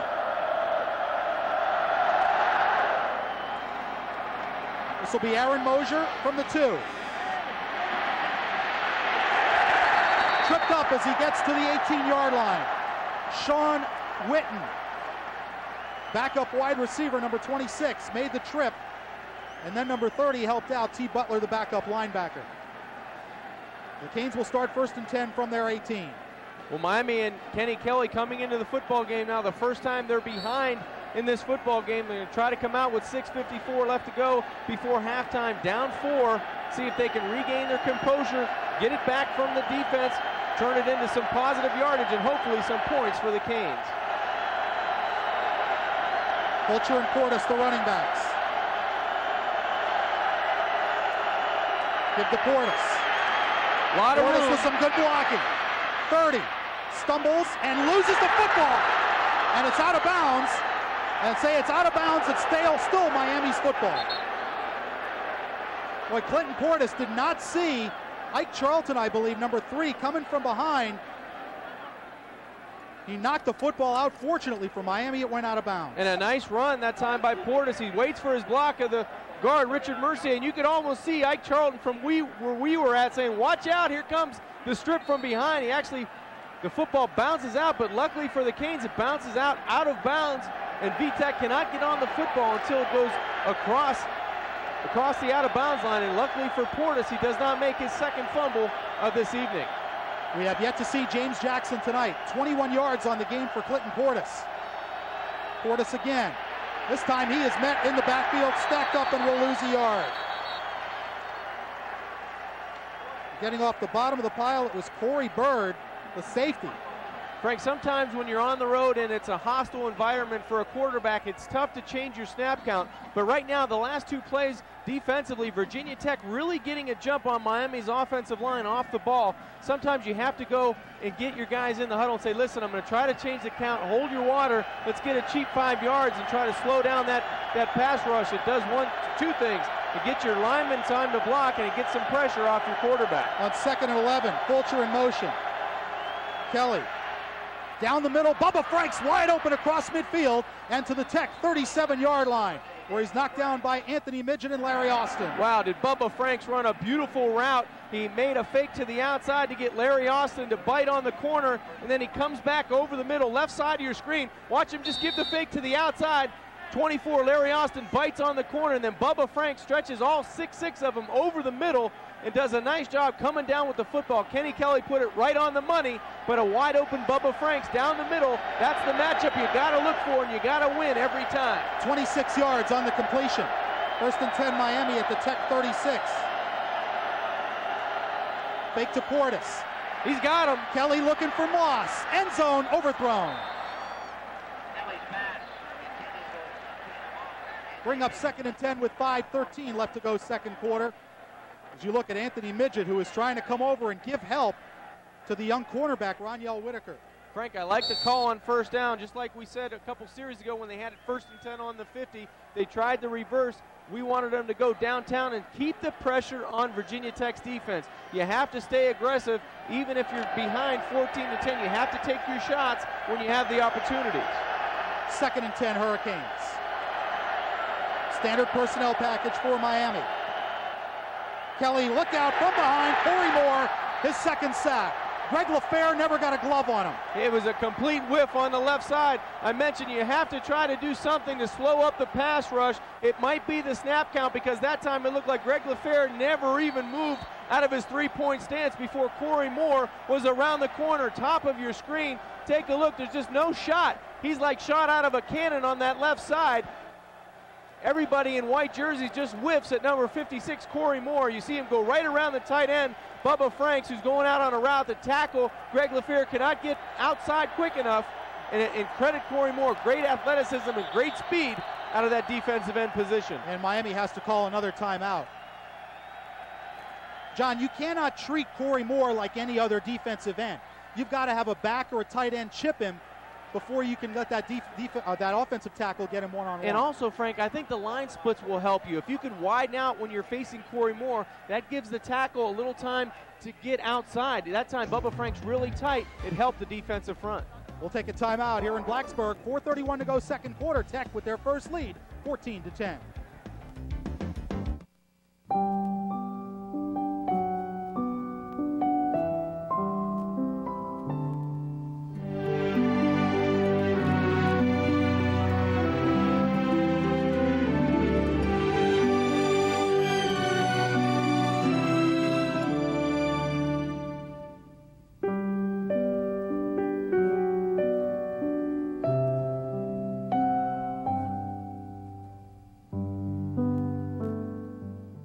Panthers Tonight on Sports Channel is entering its 4th year as the exclusive TV home of the Florida Panthers. Panthers Tonight kicks off with a full preview of the game hosted by Randy Moeller. And once the puck drops, Hall of Famer Denny Potvin and veteran voice of the Panthers, Jeff Rimmer, take over to call all of the action. Tune in as the Russian rocket Pavel Bure lights up the ice with his exciting style of play. The Panthers try to stop the Avalanche Wednesday night at 9:30.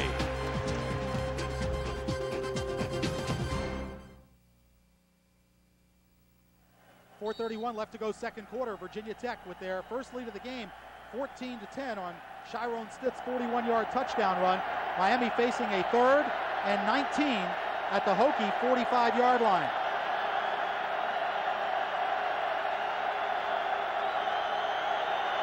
Kelly out of the shotgun.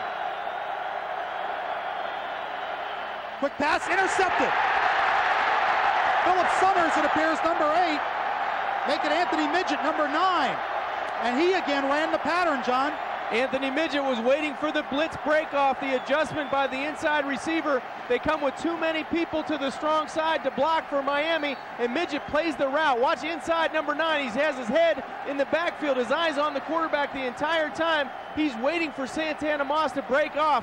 The pressure comes from the top of the screen. There's not enough Hurricanes to block the Hokies on the strong side. One guy's always going to be free. That time Anthony Midget gambles. He baits the quarterback into throwing the interception.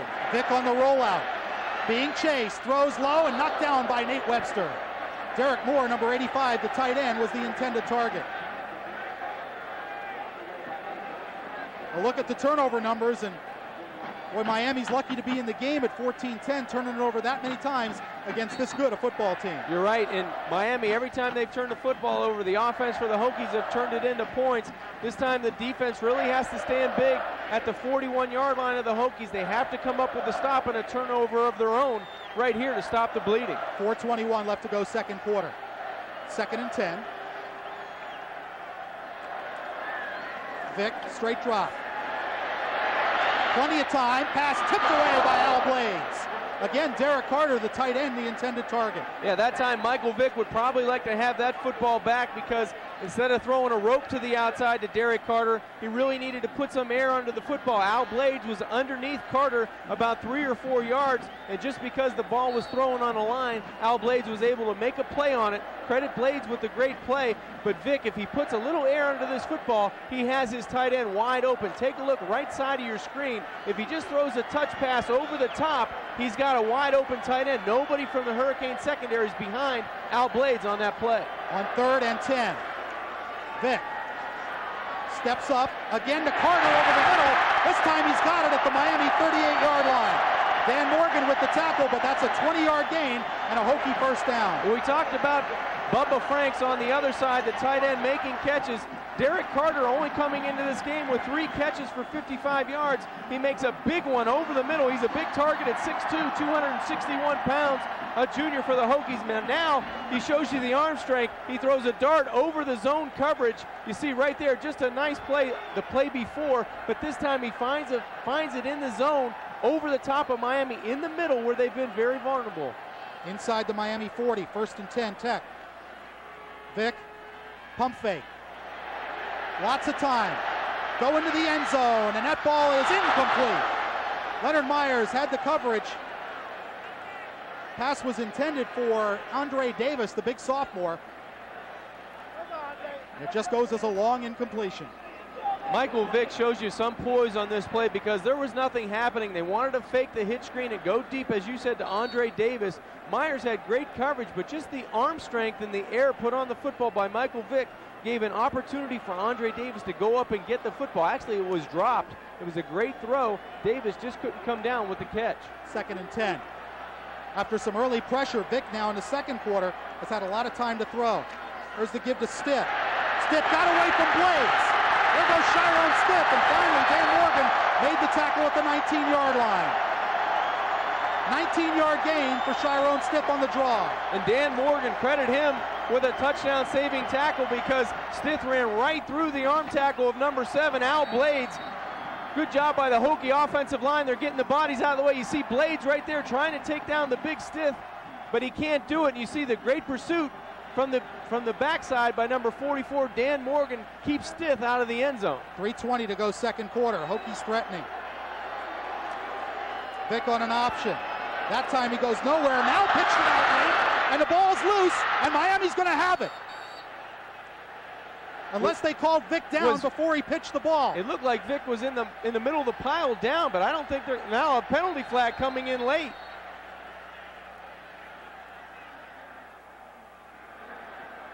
It's Miami's football. Edward Reed recovered the fumble. Now let's see what the flag is. They're going to call this, I think, on Miami's bench coming on the field. No, they're Personal not. foul, Virginia Tech.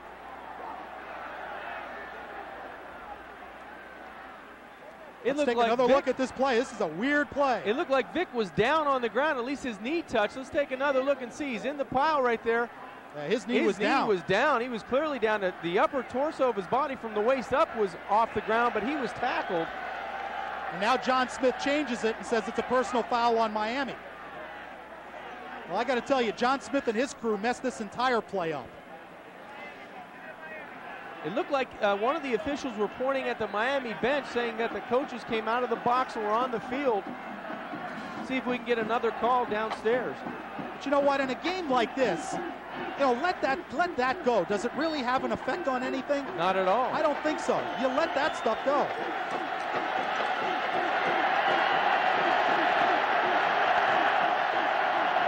Too much on the line to be calling ticky-tack stuff. From the 11, first down Hurricanes.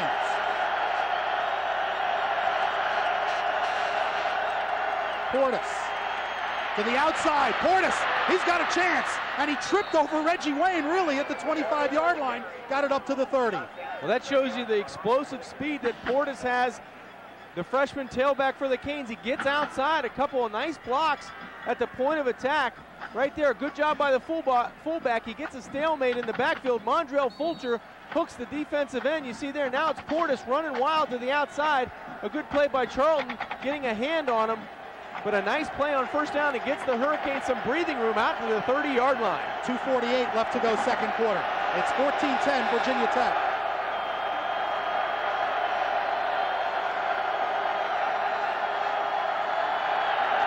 Kelly checking off. Got the play off in time. Wide open. Andre King right through his hands at midfield. You got to make that catch. We can't ask Kenny Kelly to put the football anywhere else. He does a nice job getting away from the line of scrimmage, buying some time. Just stays in there, hangs in there, and just throws a rope over the middle, just wide open down the middle. He's got to get his hands on that, Frank. He tried to cradle it with his body. He's got to get his hands up and attack the football because he could have ran right out of the back of the end zone if he catches the ball. No question about it. You can't catch it with your body. You got to get your hands in there. 2nd and 10.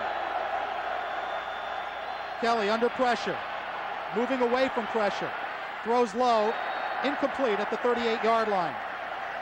He had Bubba Franks there. And Bubba complaining to the official, hey, they're holding me all over the place. And you know what? They probably are. They probably are. You're right. Kenny Kelly, he anticipates the pressure on the right side by Corey Moore. Watch this. He knows he's going to get pressure, so he just sidesteps and backs out of the pocket. Now, he's got a couple options. He can tuck it. He can hit Mondrell Fulcher, or he can throw to Bubba Franks. He didn't do either one very well that time, but the play before gets him out of that play on second down. If Andre King makes the catch, it's a huge play for the Canes. They're out of 3rd and 10. They have to hurry to the line of scrimmage. Only 6 on the play clock on a 3rd and 10. Kelly, and he's going to be sacked. At the 21-yard line, it's Ben Taylor, the sophomore outside linebacker, with the sack.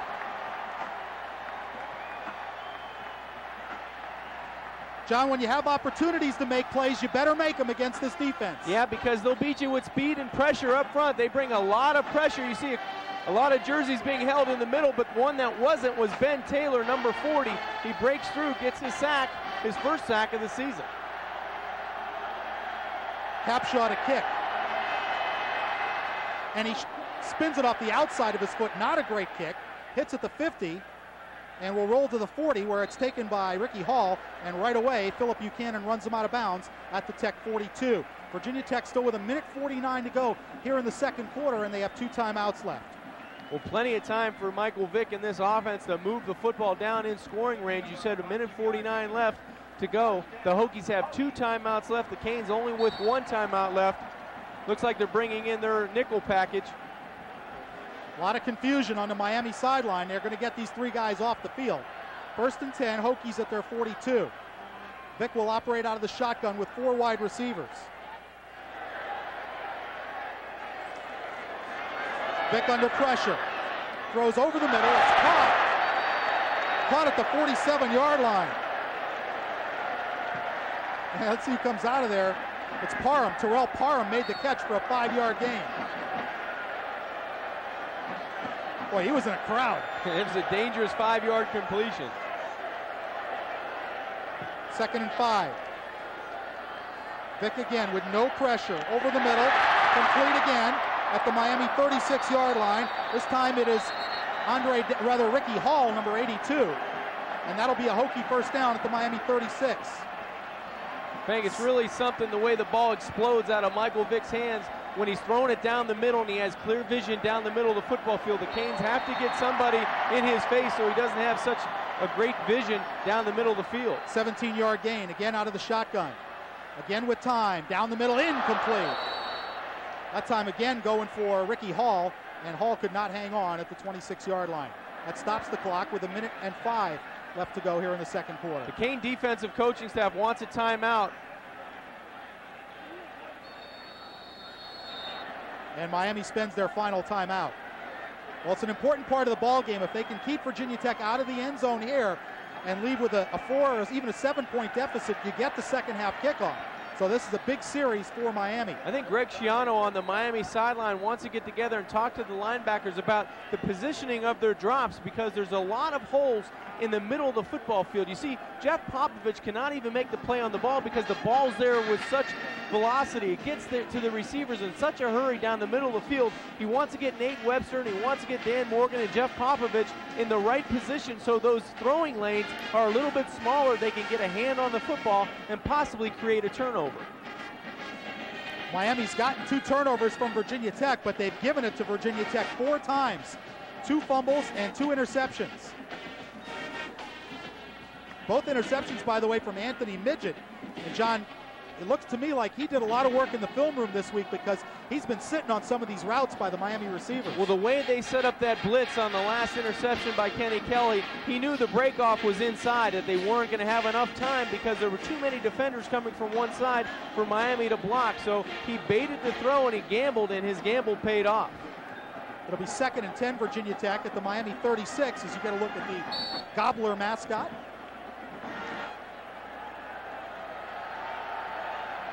.106 to go, second quarter. 14-10 Tech. You look at Michael Vick. Low snap, and Vick will just have to cover it up at the Miami 41-yard line. The clock will continue to run. We're under a minute. And now Vick signals for a timeout. So that'll stop the clock with 51 seconds left to go here in the second quarter. John, you know, Miami was blitzing early in the game, but when they go 4 wide, it's very difficult to blitz because you're giving up so much in coverage. Yeah, you are, and Michael Vick is such a threat to run the football. If he escapes that initial rush up the football field, everybody's in coverage turning their back away from Michael Vick, and that just leads to another big play. But the way Miami was putting pressure in the beginning of the football game, yes, they were coming with some of the blitzes, but they were winning the line of scrimmage. The defensive tackles and ends were beating the offensive linemen for Virginia Tech, and they were getting to Michael Vick in the middle, in the pocket. They weren't letting him escape. They have to pick up their play. The down 4 really have to pick up their play like they did in the first quarter. Well, Miami had a 3-0 lead in this game, and then a 10-0 lead. But Virginia Tech roared back with the help of the Miami turnovers. Miami mistakes have led to both Virginia Tech touchdowns. They were set up on the Miami 12 and the Miami 41.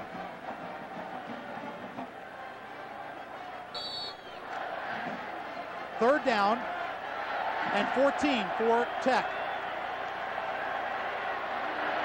Again, 4 wideouts in as Vick operates from the shotgun. wide receiver screen to Emmett Johnson. He falls down, and he'll lose yardage back at the 42. Loss of a yard. Tech going backwards the last couple of plays, a fumbled snap on 3rd down, and now they try to throw the hitch screen to the short side of the field. That loses another 2 yards. So it's back between the Miami 42 and 43.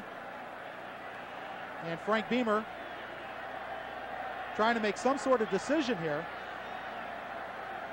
They're going to go for it on 4th down. They are indeed. On 4th and 16 with 15 seconds left in the half. Well, now you got to guard the end zone, certainly. But still, a completion for a 1st down will give them time to kick a field goal. And now Virginia Tech spends their final timeout. Well, that may be a mistake. I think I'd punt the football away and just take my medicine and go in with a 4-point lead. Well, now he's talking to the punt team, so it appears that he brought the offense off the field, it appears to me, John. So it looked like he's going to take the safe way. Well, it's been an interesting first half, that's for sure. Yeah, it's been very exciting. The Miami Hurricanes turning the football over 4 times. That's really been the story of the football game. They came out with a lot of intensity on both sides of the football, but Virginia Tech, they're not ranked 3rd in the country in that BCS poll for nothing. They come out very aggressively. They took the first punch and the jab in the big hit that Miami came with, and they rolled with the punches, came back and put themselves in a position to have a 4-point lead with about 9 seconds left to go before halftime. 9 ticks left. It's Virginia Tech 14, Miami 10. Coming up at halftime, we'll have an interview with Big East Commissioner Mike Trangasi. We'll have our first half stats and highlights. That's all coming up on halftime. But for the moment, we still have 9 seconds to play here in the second quarter. Now, generally, with the exception of one play, Smith's touchdown run, the Miami defense played very well, John. It's the turnovers that have really killed Miami. They're going to send Shane Graham on, and he's going to try what amounts to a 59-yard field goal. There's a little bit of a breeze behind him, but I'm not sure if there's that much of a breeze, Frank. Caleb Hurd, who is the only holder in America, specifically a holder on scholarship. That's all he does. Graham's kick. No way. Way short. Not a chance. Short and wide right. And so Miami will take over with 4 seconds left, and they'll have it at their own 43-yard line. Frank, you could almost hear the sound of that kick a little high on the club face if you're playing golf. Hit it a little chunky. A little on the toe that time. There's Shane Graham, who was 11 of 14 this year, and really that was kind of a wing and a prayer type of kick. Frank Beamer said, well, he's a senior, let's let him go for one big one, let him set his career best. That's right. Looks like Miami's just going to kneel on it to end the first half. Miami does get the second half kickoff. Kenny Kelly takes a knee, and that'll do it for the first half here in Blacksburg. Well, the Hurricanes hanging in against the number 2 team in the country. John, they've played the good teams tough. They've played up to their level, and if you take away the turnovers, Miami really still in this football game, 4 turnovers, but Kenny Kelly in the second half, as you said, they get the opening kickoff. They're going to have to do something coming out of the locker room, try to figure out this pressure defense from the Hokies. We're going to break. We'll have our halftime statistics, our highlights, and an interview with Mike Trangasi coming up. It's halftime at Blacksburg. It's Virginia Tech 14, Miami 10.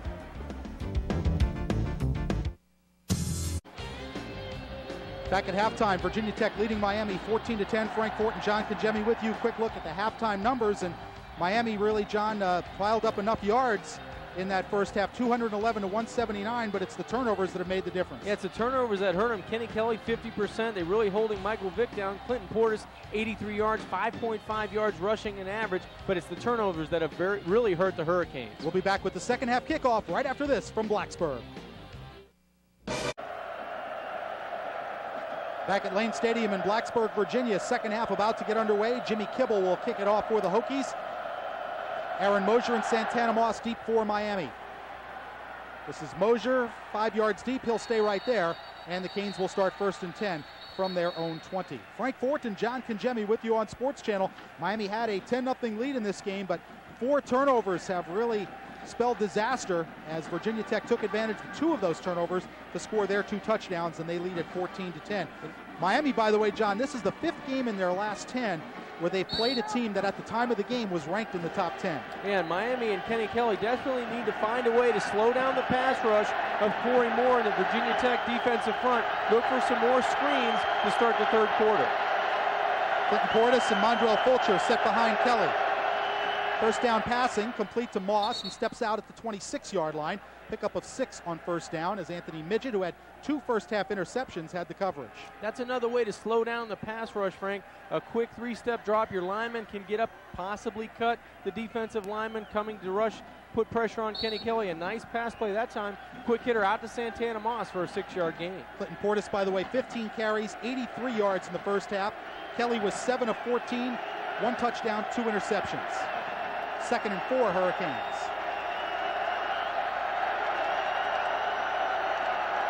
Portis skips to the outside, has a first down and more to the 36-yard line, where Nick Sorensen, number 14, and Michael Hawks, number 43, the middle linebacker, combined on the tackle, but that is a 10-yard gain and a Miami first down. That's a positive play, a nice aggressive run by Clinton Portis. He finds running room to the outside. Nice block by Mondrell Fulcher in that left side of the Miami Hurricane offensive line. You see Ty Wise all the way down the football field on Michael Hawks, the middle linebacker, but a nice aggressive start for the Hurricanes on the first 2 plays of the third quarter. 1st and 10 from the 36, both wide receivers to the short side of the field, top of your screen.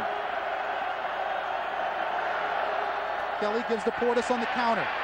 Portis with Mercier in front. Portis to the 40 and run down at the 43-yard line. Tackled by Ike Charlton, but a nice gain again on first down, a pickup of 7. This is how Miami started the game, Frank. Besides the long bomb and the big play to open the game, they started out aggressive. The offensive line taking control of the third quarter on the first 3 plays of the third quarter, moving the Virginia Tech defense backwards. Nice gain on first down, close to 8 yards on first down. 2nd down, call it 3 for the Hurricanes. Just underway, third quarter. 13:45 and counting.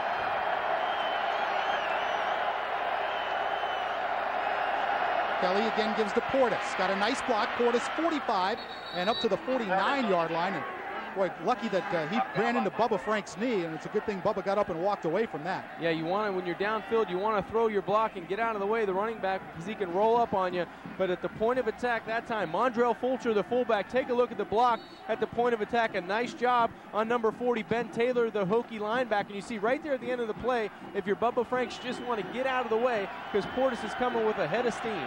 Fortunately, the foot was not planted. It was a 6-yard gain, good enough for a first down. Miami at their own 49. Here comes the pressure. Kelly delivers and incomplete as he tried to get it to Mondrell Fulcher, and Kelly took a hit on the backside. And he is slow getting up. It's Corey Bird, number 16, on the blitz. But Kenny Kelly is down at the Miami 43-yard line. He was injured in the first half as he injured his shoulder making a tackle after a fumble. That was his right shoulder, and let's see what the problem is here. Well, this time, as you said, Bird comes in from the blind side again and really lays it to Kenny Kelly in the Hurricane backfield. Let's take another look and see if we can see him from the right side of the screen on a blitz to the outside. You see Kenny Kelly. You have to take one of those players, and you take the most dangerous player from the inside. It wasn't a helmet hit. It might have been the way Kenny Kelly hit the ground. It was a forearm shiver, really, from Corey Bird. He pushed both hands into the back of the Crane quarterback, and it looked like the way he fell down might have been very awkward. Credit number 94, Chad Beasley, with deflecting that pass. And Kelly now sitting up. Kenny Kelly trying to get the football to Mondrell Fulcher on the delay route underneath the linebackers. Looked like he had an alleyway, but he had pressure from the backside from Corey Bird, the strong safety, number 16. I'll tell you what, this Virginia Tech team, they sell out a lot. They bring the house. They bring it's a jailbreak sometimes on these blitzes. You're right, and if you guess right, if you're Miami and you can break a big play when they really do sell out, it's going to go for a touchdown. But in cases like this, when you have to hold on to the football a little bit, and it's great that Kenny Kelly's up on his feet. I'm not sure if he's going to be able to come back in as quick as he did after the tackle, the touchdown-saving tackle he made, but it looks like his leg, he's got an air cast on his left ankle. You see there, you can see how much bigger his left side of his ankle is than the right side. He may have hurt that earlier in the football game, and that's where the injury may have occurred again. And he also has a brace on the right knee, which he hurt against West Virginia. Didn't affect him too much last week at Pittsburgh, but you see him limping there. And that'll mean Ken Dorsey will have to come in for at least one play for Miami. Well, you need all your weapons against Virginia Tech, and if Kelly can't return to this game, it's going to be a tough road for Miami. It's going to be a tough road anyway, even with Kenny Kelly. So the freshman, Ken Dorsey, in there. 13-11 left to go third quarter. He faces a 2nd and 10 from the Miami 49. Might not be a bad time for a screenplay when you have Ken Dorsey and you know they're going to come after him. Fulcher in motion across the formation. Dorsey will throw. Flips it outside, complete to McPartland, who's into Virginia Tech territory at the 49-yard line. A minimal gain of about 2.5, 3 yards. But a nice safe pass just to get Dorsey into the rhythm of the game. You're exactly right, Frank. You want to get him throwing the football because you're going to have to throw the football against his pressure. He had Bubba Franks high and he had McPartland low. Decides to take the safe pass. He moves the football into a makeable 3rd down with 3rd and a long 7. Ken Dorsey 4 of 12 on the season coming into the game. All those passes were against Florida A&M. A far cry from this Virginia Tech defense. 3rd and 7.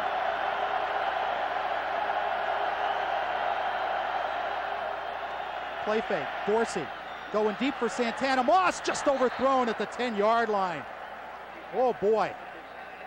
About a yard less and Santana Moss scores. Yeah, or if he just throws it down the middle of the football field and lets Santana run underneath it. But that was a nice play by Ken Dorsey. He had a shot down the middle. You see Sorensen, number 14, very low in man coverage. He's got a shot to go over the top of the defense, and he just misses Santana Moss by about a yard. He overthrew him, or Santana could come down and go into the end zone. Here's Andy Crossland into punt. This is going to go into the end zone for a touchback. So Virginia Tech will have it 1st and 10 at their 20. Boy, Ken Dorsey had an opportunity there, and hard to blame the kid. He comes into the game cold, and on his 2nd throw, just misses Santana Moss for what would have been a Miami touchdown. He got him in the coverage he wanted, John. Yeah, you knew that the Hokie defense was going to come with pressure on Ken Dorsey, and if Ken just had enough time to put a little bit more air under that football, that was 6 points. We're going to take a timeout. 12:53 left to go. Third quarter here in Blacksburg. It's Virginia Tech 14, Miami 10. Log on to sportschannelflorida.com for the best in Florida sports. Log on today and cast your vote in our interactive poll. This week's poll asks, which Florida college football coach would you choose to play for? Cast your vote at sportschannelflorida.com. 12:53 left to go, third quarter. Frank Fort, John Congemi with you from Lane Stadium, Worsham Field in Blacksburg, Virginia, where the Hurricanes trail the number 2 ranked Virginia Tech Hokies 14-10. Right now, Miami's defense needs a stop, and then we're going to see whether Kenny Kelly is able to come back into this football game. He was injured in Miami's last series. Ken Dorsey threw 2 passes in that final last series, and he is still warming up on the sideline. But right now, defense is the key for Miami. Standardized set for the Hokies. Jared Ferguson and Chiron Stitt, the running backs behind Michael Vick. Play fake. Vick stepping up, delivering long, and that ball overthrown at the Miami 30-yard line. Andre Davis, the intended receiver.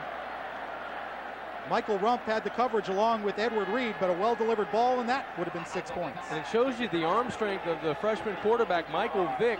He put it outside to Andre Davis, a nice play fake. He had the tight end, his big tight end, Derek Carter, going down the football field to keep the safety on the hash, and then he just outruns the coverage. You see is way behind number 88, Andre Davis. They were beaten very badly on the play, just overthrown by about a step, or that's 6 points for the Hokies. 2nd and 10, Hokies at their 20. Vick out of the shotgun. Gives it to Stitt. Runs into Dan Morgan, Nate Webster, and that's a loss of a yard. Well, Miami played good run defense with the exception really of one play in the first half, and that was Stitt's 41-yard touchdown run. That's exactly right. That time they just scrape along the line of scrimmage, the defensive lineman, and that buys some time for Dan Morgan, number 44, to get into the fray a little bit and bring down the Hokie running back for a loss of a yard. Brings up 3rd and 11 for the Hokie offense. Hokies go with the standardized set, 2 wide receivers. Miami crowd in the line of scrimmage. Here they come on the blitz. Vick stepping up. Vick's got room to run. Michael Vick to the 40. Michael Vick to midfield. And tackled by Ed Reed at the Miami 38-yard line. And Vick stays down. And Chris Campbell is down for Miami back at the Virginia Tech 30. Well, that's the danger of the blitz, John. We said it in the first half. If you don't get him, he's got tons of room to run. That's exactly right, and Michael Vick is still down, but before he stays down, here's the pressure on the outside. You see Campbell on the outside. He looks like he's got him in his sights, but all Vick does is step up. Now everybody in coverage is running away from Michael Vick. There's only 2 players in coverage. He has all the running room to the left-hand side. Number 20, Edward Reed, is pursuing from the inside, and thank goodness he's quick for the Canes because Michael Vick makes the cut. It looks like he's going to go in for the score. It's hard to tell what happened. He did hurt his ankle earlier on the Canes sideline. Maybe he re-aggravated that injury, but a nice step up into the pocket. He steps away from all the Canes coming in deep, and now it's a foot race, and Michael Vick's going to win most of those foot races. Well, it went from the Virginia Tech 19 to the Miami 36. And now Michael Vick getting to his feet with the assistance of the trainers.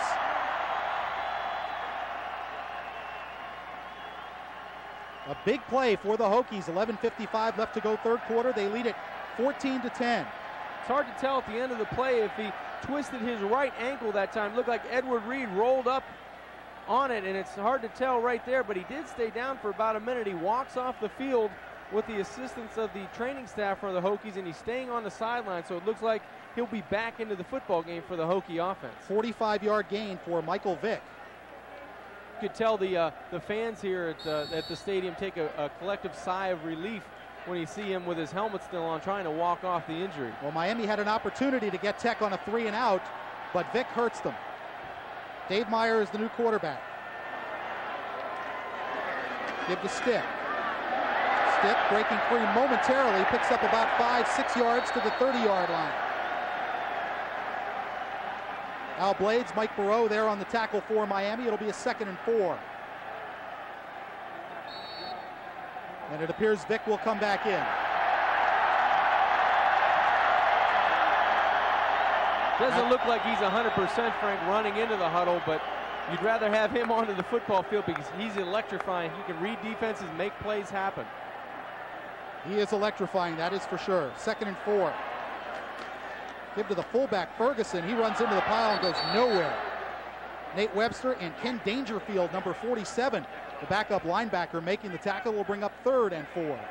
Nowhere to run that time, and it looked like number 94, William Joseph, got in and hit Vick from behind as he handed the football off. So pressure by this Miami Hurricane defensive front. They need to stay in the face. They have to win the battles to get to Vick right now, because I'm not sure if he's as mobile as he was starting the football game. Standard I formation for the Hokies. Vick checking off. Stiff. Ran into Nate Webster and got 2 yards, but it'll be 4th and 2. Notorious WBB Nate Webster making the hit on Chiron Stiff. It's 4th and 2, and looks like Shane Graham will come in to attempt a field goal. It will come from the Miami 35-yard line, a 45-yard attempt.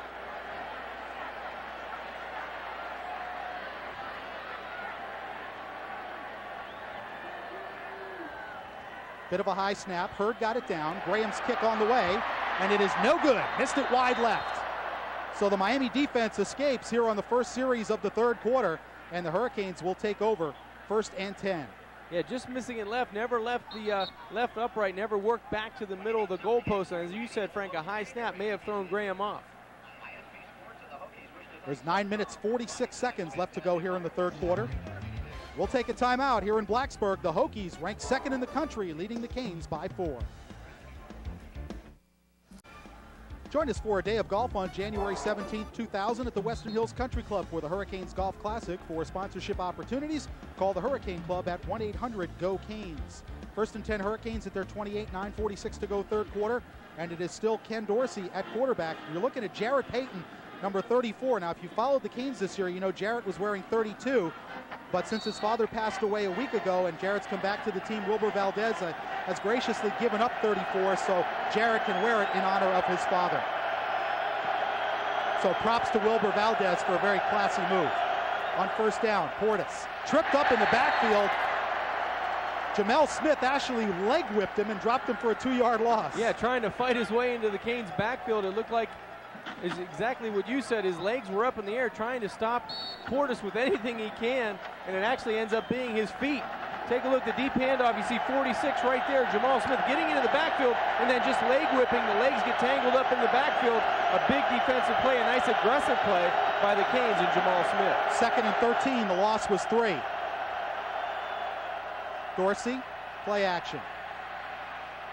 Dorsey in trouble and has his arm hit as he tried to throw by Corey Moore, and that ball falls incomplete. And Richard Mercier kind of getting on Kenny Dorsey a little bit. Yeah, at that time it looked like Dorsey actually ran into his blocker on the outside. You see Mercier blocking to the outside. He actually runs to the outside where Mercier is trying to block him. You see Richard turn around saying, hey, I'm taking him outside. Try to stay inside of me, step up and throw the football. But that's what you get when you have inexperience at quarterback. It's a very tough situation for Ken Dorsey to be in. 3rd and 13. Dorsey.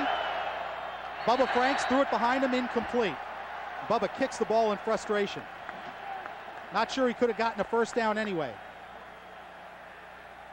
Tough to make a play call when you have an inexperienced quarterback in there and you want to pick up the first down, but you have around 3rd and 13, 3rd and 12 to go. It's tough to push the ball down the field. So Andy Crossland back in to punt.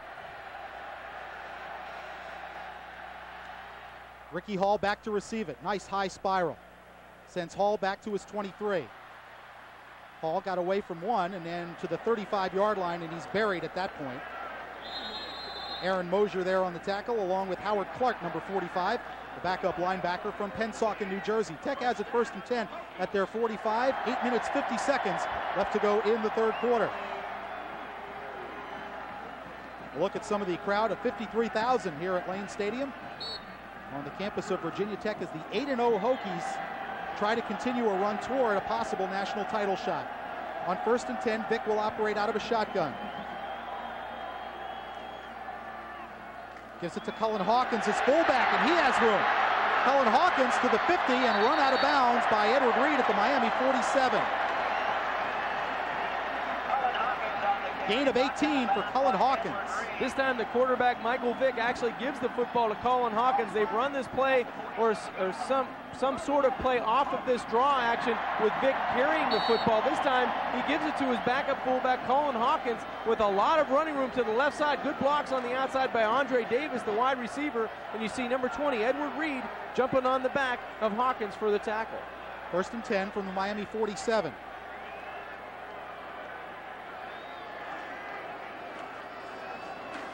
There's a give to Andre Kendrick. Kendrick to the 42. Michael Burrow there, along with Ken Dangerfield for Miami. Gain was about 4. It'll bring up 2nd and 6. Frank, this is a very scary part of the football game, and you can almost feel the emotion and the momentum moving towards the home team in Virginia Tech, because Miami's defense kind of lethargic right now, walking back to the huddle. They look a little bit tired, and the Virginia Tech offense, with a couple big plays with their running game, could really take over this football game. Miami desperately needs to suck it up on defense right now and come up with a stop.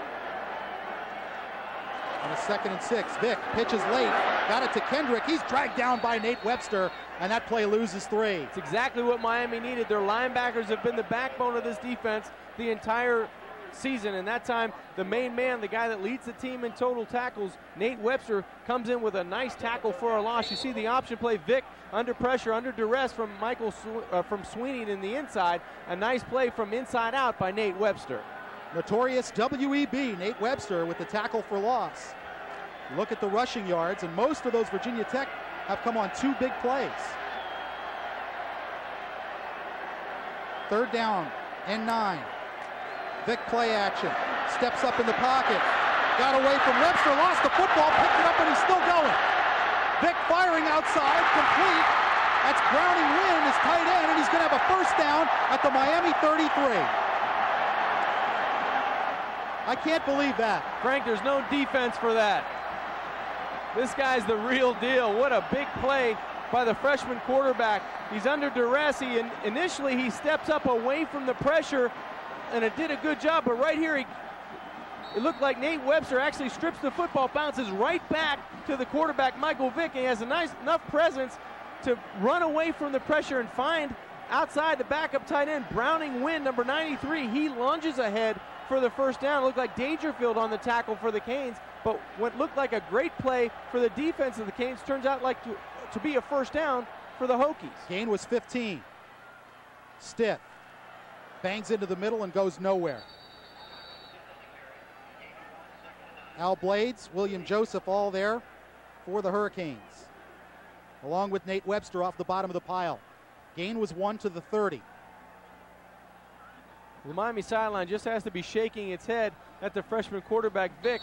He's come back from a couple injuries during the football game. He looks like he's going to be sacked to a fumble to force a turnover, and he comes up with a big play on the previous play before the run up the middle. On 2nd and 9. Vic, dragged down by William Joseph, and a loss of 5. They tried to run the option, and William Joseph just got in there and ruined everything. Just beats the offensive line to the point of the attack that time. William Joseph, number 94.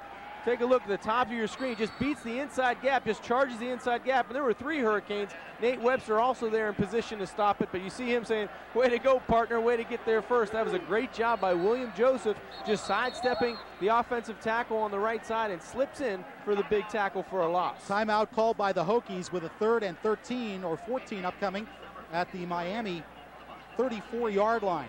Hokies lead it by a score of 14-10.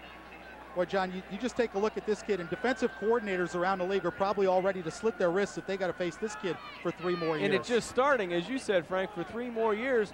He's going to be here. Michael Vick just electrifying. He has so many intangibles that you love in a quarterback. The escapability is the biggest one, but it looks like he's not forcing the football either. He's making good decisions from the pocket. He can escape pressure, and he's a strong quarterback.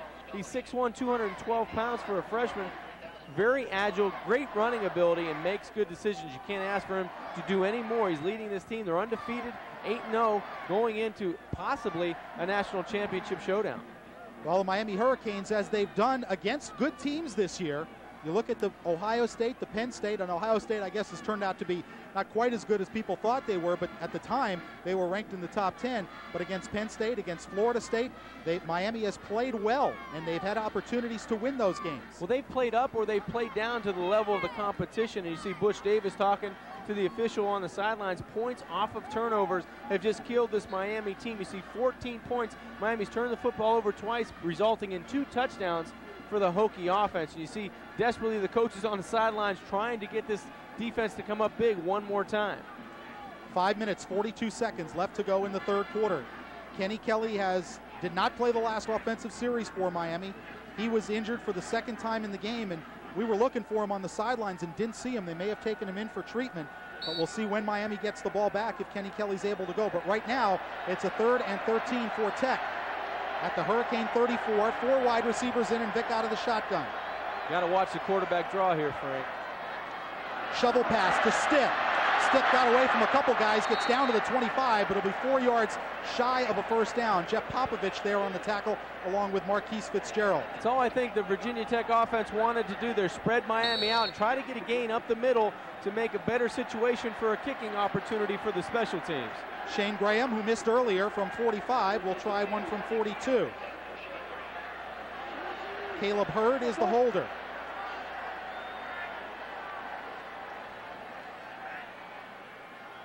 Snap is good. Hold is good. Shane Graham's kick is also good. Well, Shane Graham from 42 yards away gives the Hokies a 7-point cushion with 5 minutes and 3 seconds left to go here in the 3rd quarter. Well, Frank, you have to credit the Hurricane defense. They did not let the Hokies get into the end zone. They surrendered 3 points, but that was a nice defensive stand to keep the football game in the realm of possibility to come back, only down 7 with 5:03 left to go in the 3rd quarter. 42-yard field goal from Shane Graham, and take another look at the reaction from the senior kicker out of Dublin, Virginia. Well, as you said, it all started with a good snap this time, and he knew as soon as he hit it, Graham knew it was through. A good hold, a good snap, and a great kick pushes the lead to 7. Still a lot of football left to play, but Miami may be looking at life without Kenny Kelly the rest of this football game. Yeah, and that doesn't bode well for the offense, and especially the defense. The offense going 3 plays and out last time without Kenny Kelly. They're going to have to stay fresh because they're going to have to be dependent on to keep the Hokies at 17. If Miami's going to win this game, they have to pitch a shutout from here on in. I don't think there's any question about that. We wondered if Miami could outscore Virginia Tech with Kelly.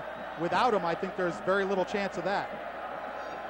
Well, Butch Davis trying to find a way to keep his team in the game and give them a chance to win going into the fourth quarter.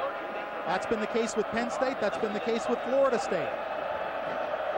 Talking to Scott McGonigal, the trainer, and maybe getting an update on Kenny Kelly. There's Kibble's kickoff. That'll drive Moss way back in the end zone, and he'll take the touchback.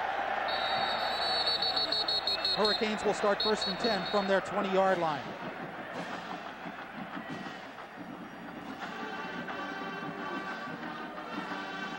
And they're playing the theme from Star Wars, as you can hear. You just have those visions of Darth Vader, and that is what this Virginia Tech defense is like, and Kenny Kelly is back in the football game.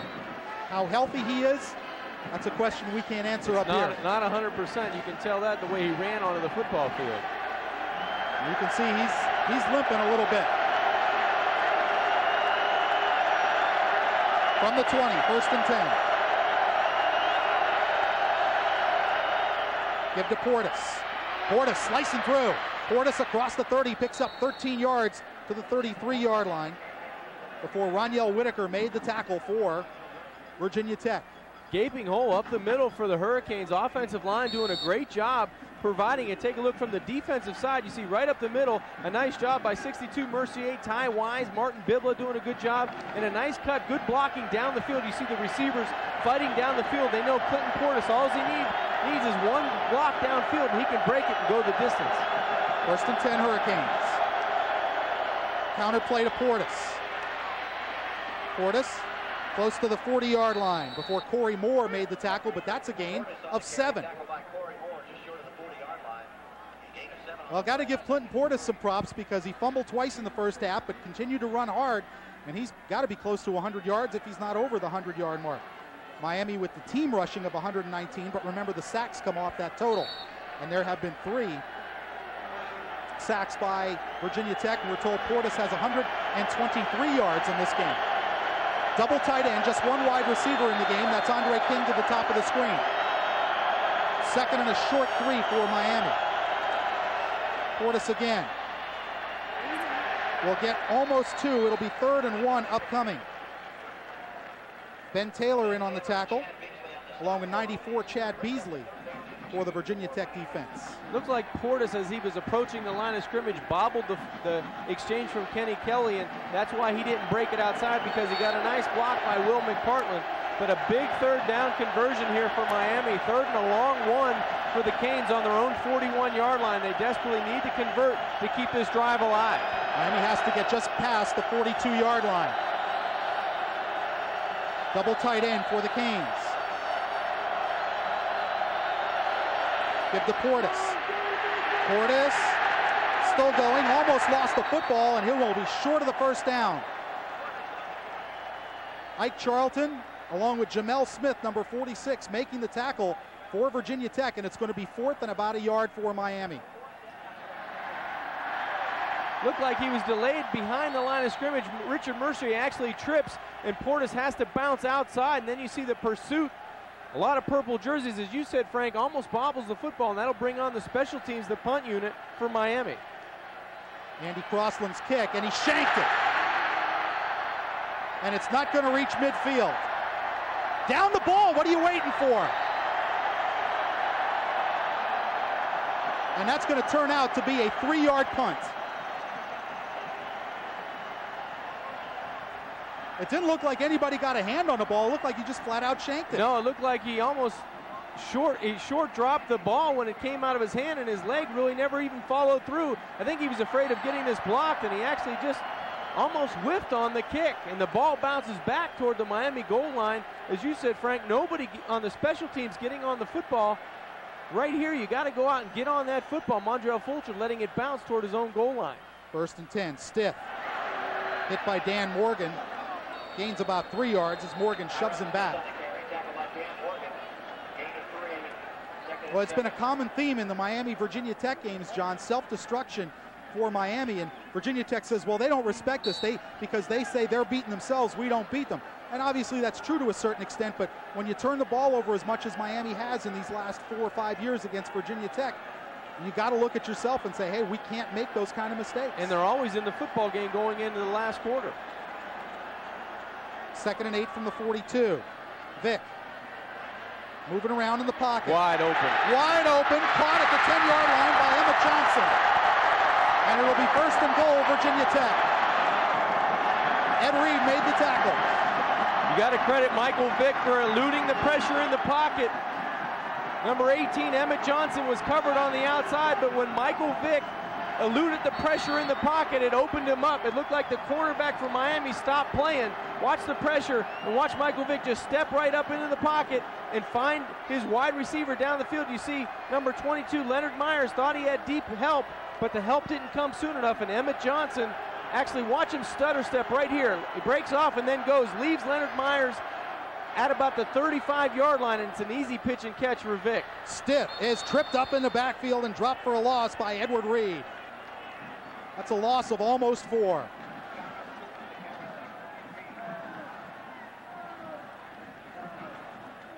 Frank, this Miami offense never could cross the 50-yard line with any threat of scoring against the Virginia Tech defense in the 3rd quarter, and you can just tell it was a matter of time before the Miami field position was going to catch up to their defense. One wide receiver in the formation. It's Ricky Hall to the bottom of the screen. Vick on an option. Still holding the football and run out of bounds at the 12-yard line. Picked up about 1.5 yards. Rod Mack there to force him out, number 51. So that'll bring up 3rd and goal for Virginia Tech.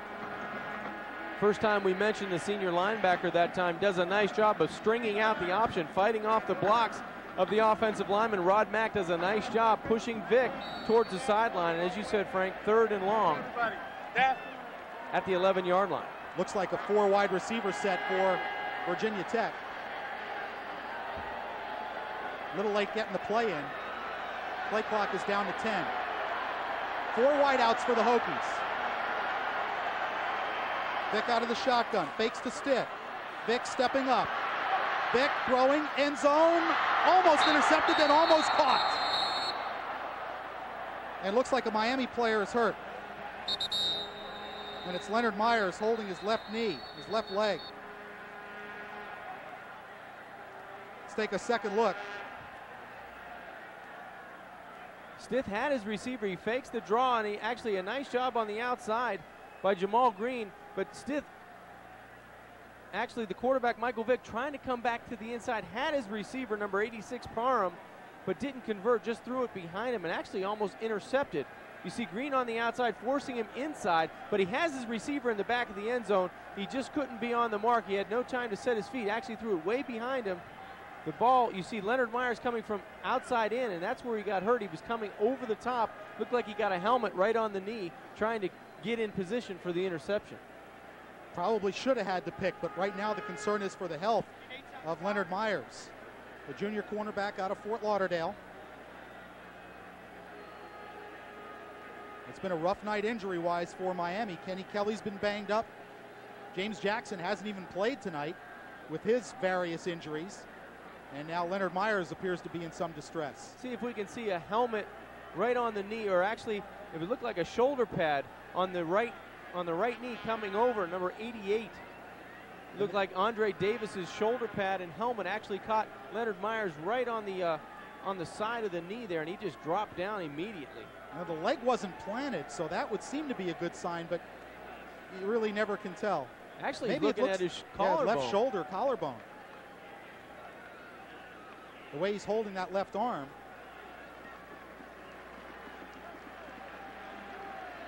Now Leonard being helped off the field. 28 seconds left to go, 3rd quarter. And Shane Graham on for the Hokies will attempt a field goal that could put this lead to 10 points. And that's a lot to overcome against this Virginia Tech team.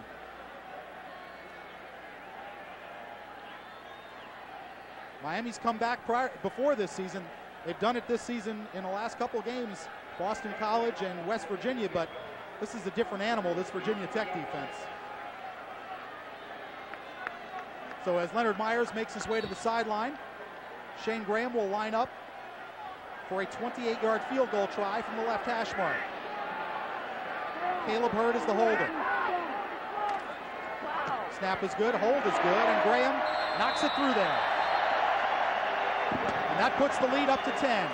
24 seconds left to go, third quarter here in Blacksburg. It's the number 2 ranked Hokies now, 20. The number 19 Miami Hurricanes, 10. Well, it's going to be a long road back for Miami against this Virginia Tech defense because they're like sharks with chum in the water, John. Yeah, they can smell the blood and they see the red, and that's in the Miami backfield. Kenny Kelly really a wounded target back there, doesn't have all of his faculties. He's not 100%. He's been out of the football game twice, so you'll look for Corey Moore and Engelberger and the rest of those linebackers to really step up the pressure on the Miami offense. Coach Davis talking to his kick return team. Hurricanes come in at 5-3. Virginia Tech at 8-0. Now, you can look back this year, John, and say, well, you know, Miami, they had Penn State beat and didn't beat them. They had East Carolina beat and let that game get away. And that's really the unforgivable one. But if they lose here tonight, they lose to a better football team, in my opinion. Well, Virginia Tech right now, they weathered the storm early. They knew Miami was going to come out, you know, guns blazing on both sides of the football, and they did, but they weathered the storm, and that's why they're really 8-0. They found ways to win football games, and they have a wealth of talent on both sides of the football. And special teams, they really outclass a lot of teams with the third facet in special teams, and right now they pushed their lead to 10 points. They've only really been challenged in the last 2 games by Pittsburgh and West Virginia. Here's Kibble's kickoff. Comes to Moss a yard deep. Santana Moss ran into his own man at the 20, got away and slips down at the 26-yard line. That's where Miami will start at 1st and 10. Santana, and he comes up limping, or at least shaking his left arm. Looks like one of his legs, he caught a shot on one of those, or maybe twisted an ankle. You can't go without him. He's one of your deep threats, and he's instant offense. And Miami, that's what they need right now is a big play by one of their wide receivers. So Moss out of the ball game. It's Reggie Wayne and Andre King to the bottom of the screen. 1st and 10 from the 26.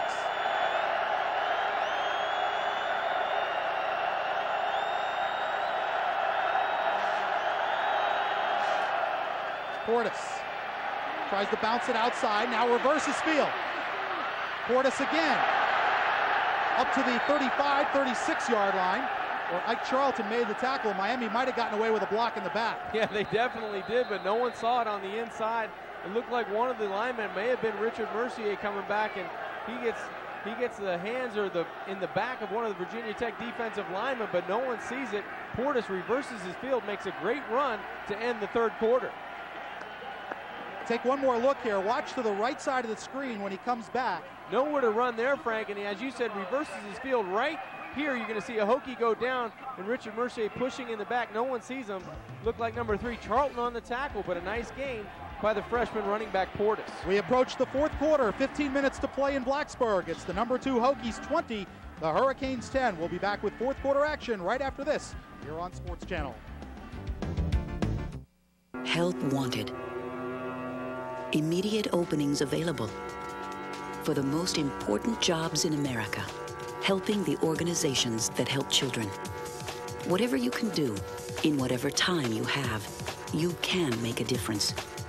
To learn how you can help in your community, reach us at this web address and number. We're fighting for the children. Whose side are you on?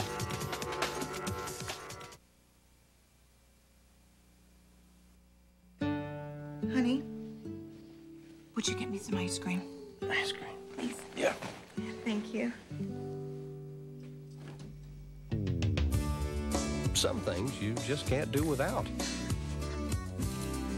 It happens every night, all across America.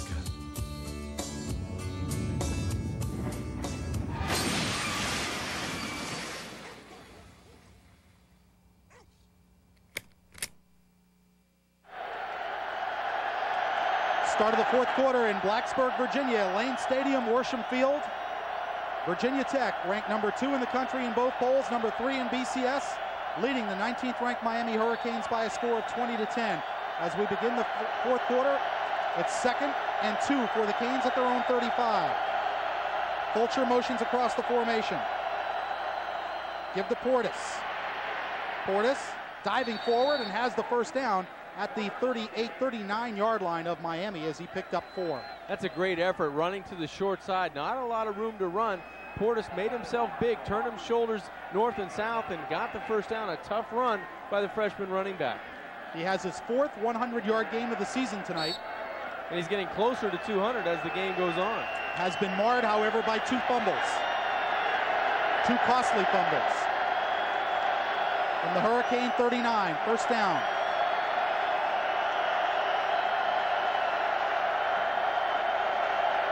That's it. Kelly, 3-step drop. Throws it for Reggie Wayne. Couldn't find the football as he went down the hash mark, and Kenny threw it toward the sideline. I like the play, though. You got to take a shot. Man-to-man press coverage on the outside. Miscommunication, it looked like, from Kelly and Wayne on the outside, but you got to go take a chance for the go route. Press coverage you see on no one in the secondary behind number 2 in the backfield. You see there Whitaker on the coverage, but the ball was not in the right spot, and Reggie Wayne looking around saying, where's the football? Just give me an opportunity, put it close, but the ball was thrown on the outside by Kenny Kelly. 3 wideouts in the formation. Will McPartland, the only running back for the Hurricanes. That's Moss in motion. Kelly under pressure, sacked. Michael Hawks, the middle linebacker, the 4th sack of the night for Virginia Tech, and Kelly again slow to get up. Well, he's been taking a beating in that Hurricane backfield, and Michael Hawks untouched from the left side. Right side of your screen as we look at it, just comes out and loops out. Number 73, Joaquin Gonzalez, doesn't get out quick enough, and Hawks comes in and puts Kenny Kelly down on the grass at Worsham Field.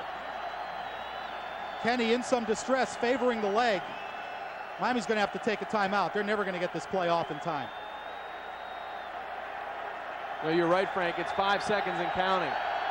They have to take a timeout.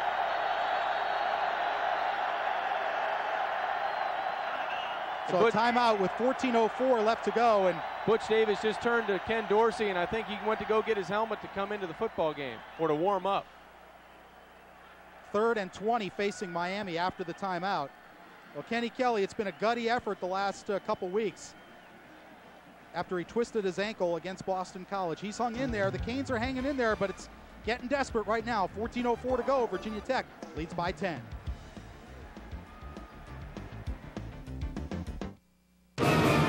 Meet Carlos Sandoval, veteran Navy SEAL, trained to go through anything, equipped to survive it. Introducing the Chevy S10 Survival Pack. CD, automatic, air, aluminum wheels. Over $1,500 in savings and $1,250 cash back. You might think that could weaken a Navy SEAL. Fat chance. The Chevy S10 Survival Pack. Like a rock. Looking into the bear's eyes, Tom fired. The bear didn't flinch. Welcome to Outdoor Life magazine, where for 100 years sportsmen have pursued the big ones, the tough ones, and the sheer enjoyment of the outdoors. Call now and get a full year of Outdoor Life for just $1.50 an issue. Plus, this Mossy Oak rain jacket and this 100th anniversary collector's issue, both free. Call now and see what kind of excitement is waiting for you in Outdoor Life, the sportsman's authority. Sports Channel Florida is proud to be the home of the FHSAA Championships. Tune in tomorrow at 7 p.m. for the girls volleyball Class 1A finals, followed by the Class 3A and Class 5A championship games right here on Sports Channel Florida, the Florida High School Activities Association. That's what the initials stand for. There you go. The initials here are VT. VT, exactly right. 3rd and 20 for the Hurricanes, and Ken Dorsey into the ball game. Kenny Kelly's gone out 3 times tonight with assorted injuries, bumps, bruises, twisted ankles. Yeah, both quarterbacks really getting beat up in this football game. They both went out twice for ankle injuries, for a shoulder injury, but you see Ken Dorsey in the football game now, the true freshman for the Hurricanes. Out of the shotgun.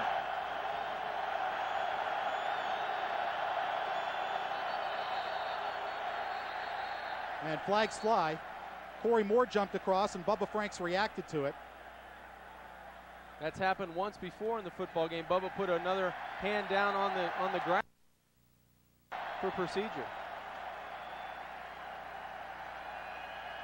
Well, that'll make it even worse. 3rd and 25.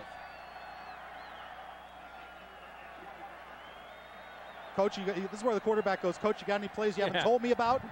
You look down, and I don't think you have it. You have 3rd and long, but 3rd and 25 may not make the list. Now, this is suicide against this defense, getting these kind of situations. Well, it's man coverage across the board. You want to have Ken Dorsey take a shot. If he's got time to throw the ball. Here they come. Dorsey throws it up for Reggie Wayne and led him too far to the outside. Well, if Miami's quarterbacks had put the ball on target in this series, they might have had a score. Well, on those type of plays, Frank, you just have to give your receivers a chance to go up and catch the football. One time, Kenny Kelly threw the ball out of bounds. This time, Ken Dorsey throws it out of bounds, and you can't catch it if it's not in between the white lines. Granted, a tough situation for Ken Dorsey, but you got to make a better throw than that. Crossland to punt.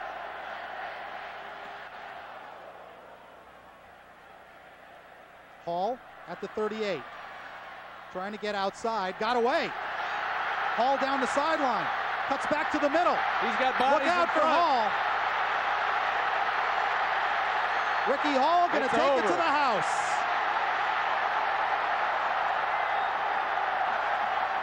Ricky Hall takes it to the house. And now Virginia Tech is pulling away. Well, poor tackling by the Miami special teams.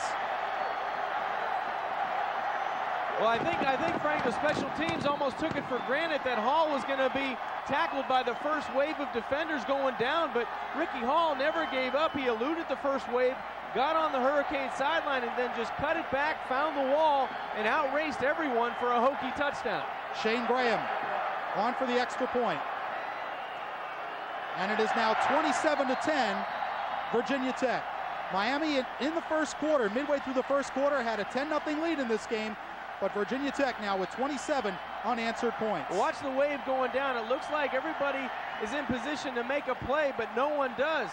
Looks like everyone overruns a clip, possibly right there, not called, but then no one's in position here. A great cutback. You see, look like Jeff Popovich trying to tackle from behind, McPartland trying to outrace the defenders, trying to outrace the blocks, and now it's just speed to the outside, and there's 2 orange jerseys out in front of Hall. He actually runs in and then tries to rub it in the face right here about the 5-yard line. No one's going to catch him. He's in for the touchdown. Robert Williams, number 80, had the best chance to make the tackle, and he missed. This is well after Williams had his crack. And see, to me, if they're going to call some of the stuff they've been calling all year, this is a penalty. Right. I've seen worse things than that let go, but that to me is a penalty. In any event, a great run by Ricky Hall going from the Miami Hurricane sideline all the way back to his own sideline. Escapability's been the game tonight so far for the Hokies. They haven't caught up with the quarterback, Michael Vick, and then on that play, they don't catch up with the return specialist, Ricky Hall.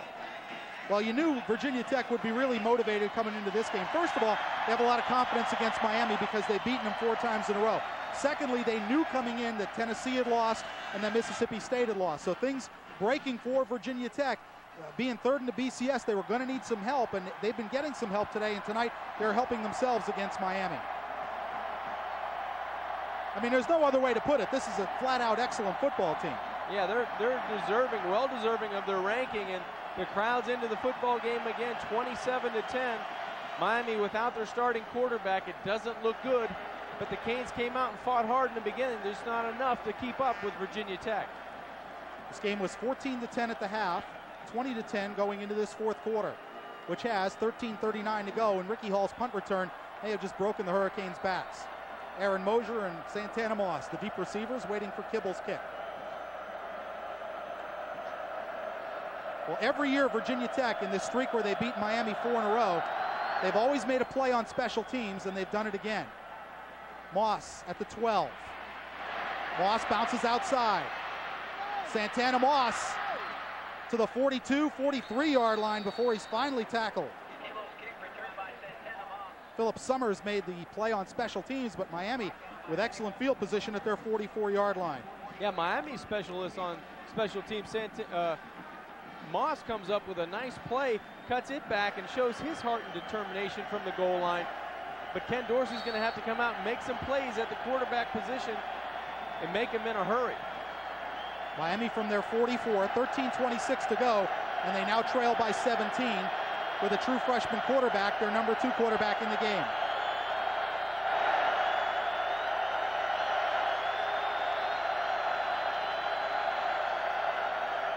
Give to Portis. Portis, chased from behind, lost the football, and Ike Charlton has another recovery, and Ike Charlton is going to take it back for a touchdown. His 3rd fumble recovery as Clinton Portis coughs it up for the 3rd time tonight. Well, as Yogi would say, this is deja vu all over again. Ike Charlton getting the football, and a strip from behind, as you saw Butch Davis explaining on the sidelines. That's happened twice to Clinton Portis. A Virginia Tech tackler coming from behind to strip the football, and then it bounces right into Charlton's arms. You couldn't ask for a better gift wrap present than that.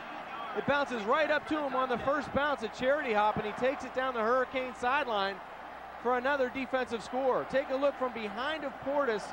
Actually makes a nice cut in between the tackles right here, bounces it to the right side, and then from behind it looked like Corey Moore, number 56, bounces the football right into Ike Charlton's arms, and now it's a foot race down the Hurricane sideline. Bubba Franks can't get there, and their backup quarterback Ken Dorsey dives about the 10-yard line, 5-yard line, can't get him, and another Hokie touchdown. This reminds me of the game they played against Clemson, where they were leading at 14-11, and then all of a sudden they get 2 defensive scores, and you look at the final score and it's 31-11.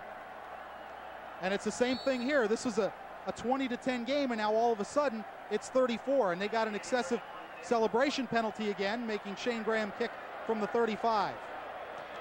And that one's blocked.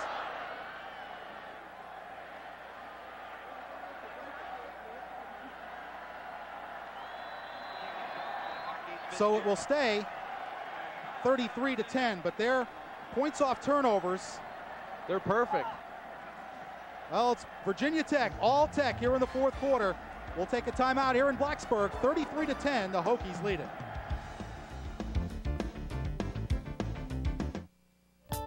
Join the Broward Hurricane Club for Hurricane watch parties throughout the football season. Join the other Hurricane fans at Alumni 8 Arena Sports Bar, 1135 North Federal Highway in Fort Lauderdale, and cheer on the Canes. For more information, contact Paul Miller at 561-241-0823. Well, the turnovers are killing Miami again against this team. Clinton Portis, and you watch Corey Moore. This guy is just relentless. Goes to strip the football, and watch his charity hop right to Ike Charlton. That's his 3rd fumble recovery of the night, and he takes this one back for a touchdown. The kickoff from Kibble goes out of bounds, and Miami will have it on the 35-yard line.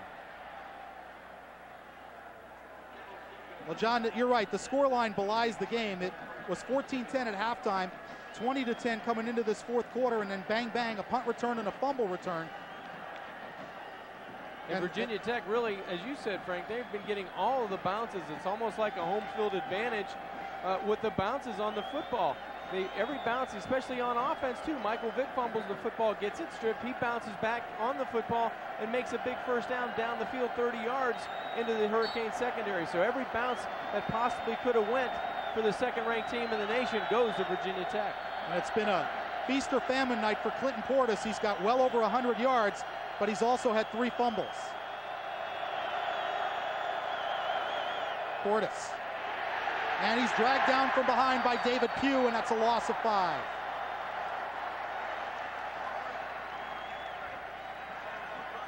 David Pugh, 6'3", 269-pound sophomore from Madison Heights, Virginia. Yeah, make it 5 tackles for losses on David Pugh's season. Comes in behind Richard Mercier, behind the pulling guards, and actually corrals Portis in the Miami backfield. A nice play by Pugh.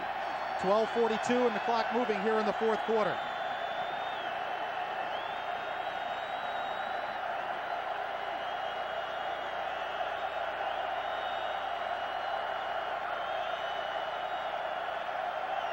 Dorsey throws, intercepted. Anthony Midget, and that's his 3rd interception of the night.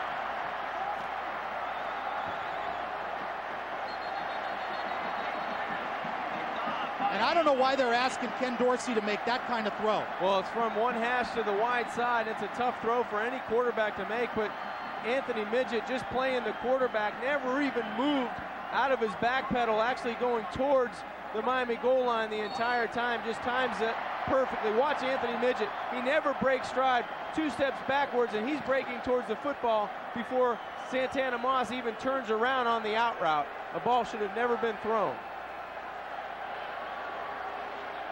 1st and 10 Hokies. Fumble, and Vick falls on it.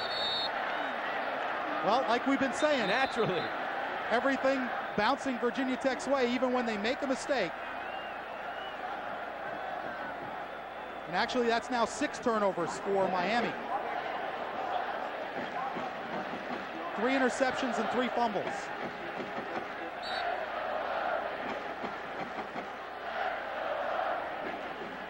Second down and 16 after the fumble recovery by Vick. Vick play action. And sacked by Nate Webster.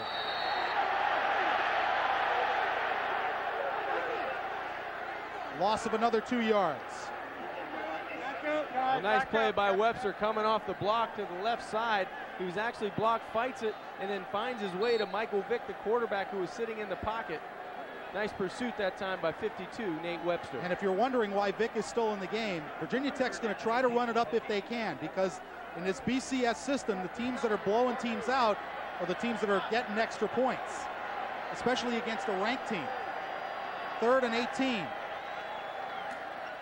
Give to Hawkins, the fullback. And Hawkins down to the 24-yard line. It'll be 4 yards short of a first down. Jeff Popovich made the tackle for Miami.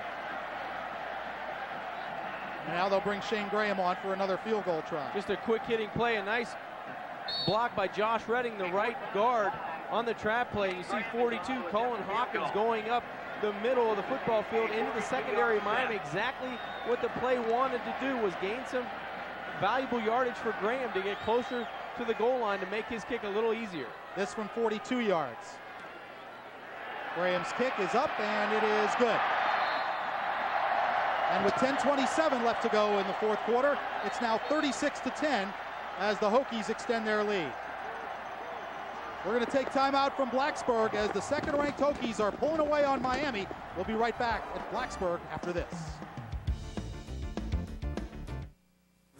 Well, this here by my left hand is where the beverage goes, because that's my beverage hand. And this is the plate surface. Note the range of motion. And this is my favorite part. Flag goes up, I need more food. I never have to leave my chair. Shouldn't convenience be a little less complicated? Flags up! Now Bell South Solutions lets you choose internet, wireless, paging, and local service with calling features to get all the Bell South services you want on one bill. Little help! That's real convenience. Log on to www.sportschannelflorida.com for your link to the day's hottest sports action. Get updated sports news coverage through CNN Sports Illustrated. Send email to your favorite Sports Channel announcers. Link to your favorite Florida teams and much more. It's all on www.sportschannelflorida.com. As an athlete, which Florida football coach would you rather play for? Log on and cast your vote today. Golf Digest presents 50 ways to lower your score. To get greater distance, turn your right foot out. For a better backswing, don't slide. Turn your hips instead. Now, lower your score, drive longer, hit straighter, and play your best golf ever with the 50 new stroke-saving tips in every Golf Digest. Call now for your risk-free trial issue. If you like it, get 11 more issues, 12 in all, for just $19.97. Plus, get this stroke-saving video free. Call 800-543-6200. Back in Blacksburg, and you see the score as Virginia Tech has scored 16 points in the first 4.5 minutes of this 4th quarter. Aaron Mosier. Mosier got away, 20. Mosier down the sideline, still going. Finally dragged out of bounds at the Miami 39-yard line. Good kickoff return by Aaron Mosier, the 2-time Big East decathlon champion. And Ken Dorsey will remain in the game as the Miami quarterback. I guess really at this point, John, it's pointless to put Kenny Kelly back in there. Yeah, it really is. You got 3 games left to play. He's not even close to being 100%. This game has gotten out of hand in a hurry. So a nice chance for Ken Dorsey to come in and get some experience. And I hope he learns from his last experience that out route from one hash to the sideline is a long throw. First of all, I think that's a ridiculous play call to have him make that kind of throw against this defense. 1st and 10 from the 39. Dorsey flips it out to Bubba Franks, wide open. Franks across midfield and to the 48-yard line. Picked up 12, and that's a Miami first down. Well, that's a good play call there for Ken Dorsey, just to come back to the short side of the field. Looks like the Canes will go with no huddle. Find Bubba Franks. Looked like Bubba's legs got caught up underneath him. You see the score by quarters. Virginia Tech in the 4th quarter racking up 16 points for that 36-10 lead. First down, Canes at the Tech 48. Dorsey gives to Will McPartland, who finds a hole and gets it down to the 38-yard line, very close to first down yardage. A rare carry for Will McPartland, who came into the ballgame with 5 carries, 25 yards, and also 6 pass receptions, including 1 for a touchdown. It is a Miami first down. Will McPartland, the former walk-on, Scranton, Pennsylvania. 3 wideouts in Miami's formation. Dorsey out of the shotgun. Boy, if Corey Moore wasn't offside, I don't know what offside is. And he forces the incompletion. He looked like he was shot out of a cannon. Looks like he was 3 yards in the backfield before the ball was snapped. That's just terrific anticipation. I'd love to see it again to see where Corey Moore is on the snap of the ball. He's on the left side of the screen. He's clearly moving a yard almost in the backfield before number 77, Robert Hall, even gets out of his stance. It has to be at least in the neutral zone, Frank. Well, don't get me started about Big East officials. No way. I mean, it has nothing to do with the outcome of this game, but give me a break. Dorsey fumbles a snap, and I believe he got it back, but it'll be 3rd and 12. Things going from bad to worse.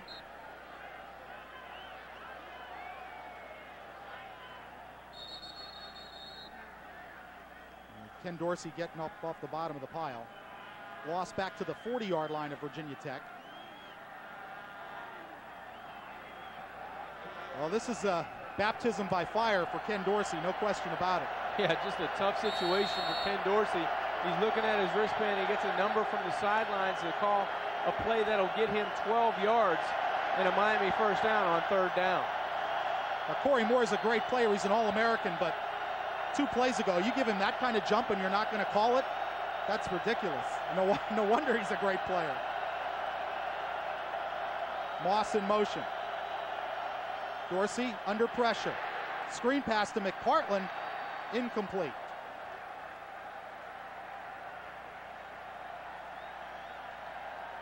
I don't know whether it's the scheme or what, John. There's just not enough guys to block on certain formations where Virginia Tech comes with that blitz. That's just the scheme, Frank. They're betting that your quarterback cannot catch the football, turn and find an open receiver before the pressure gets to you. And that's been the Hokies' philosophy for the last couple of years, at least 4 or 5 years that we've been watching them play against the Canes. And they're just getting better talent right now to get to the quarterback. Take a look. It's man coverage across the board. Now they're backing out of it a little bit. 4th and 12. Dorsey again with pressure coming. To Moss, complete, incomplete. Had it knocked loose by Anthony Midget. They're just bringing so many people to one side of the football, Frank. The Hurricanes don't have enough bodies to block them. Count the 3 people on the outside. There's only 2 to block there, and you see Hawks number 43 coming in uncovered, and then Santana Moss pays the price from number 9, Anthony Midget. As soon as he tries to catch the football, it's popped right out of his hands. Anthony Midget having himself a whale of a game. He came in with 1 interception, 3 pass breakups. He's got 3 picks tonight. 1st and 10 Tech from their 40. And Michael Vick stays in the game. Pitch to Kendrick. Kendrick trying to get to the corner, sliced down by Nate Webster, held it to a gain of 2. Nate Webster's played himself a whale of a football game. But right now, Miami looking down the barrel of a double barrel shotgun.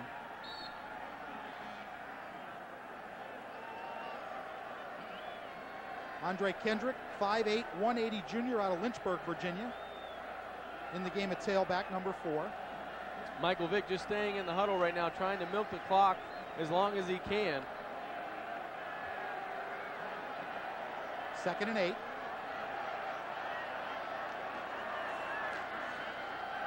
There's Kendrick breaking loose.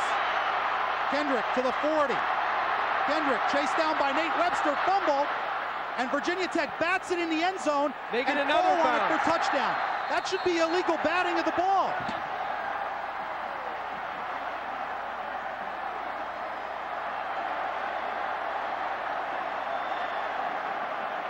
I didn't think you could bat it forward. I thought that ball has to come back. I didn't think you could do that. I thought that was illegal. They're signaling it a touchdown. Unbelievable.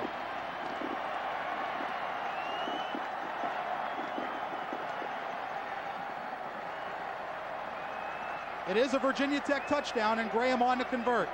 And this thing has gotten ugly.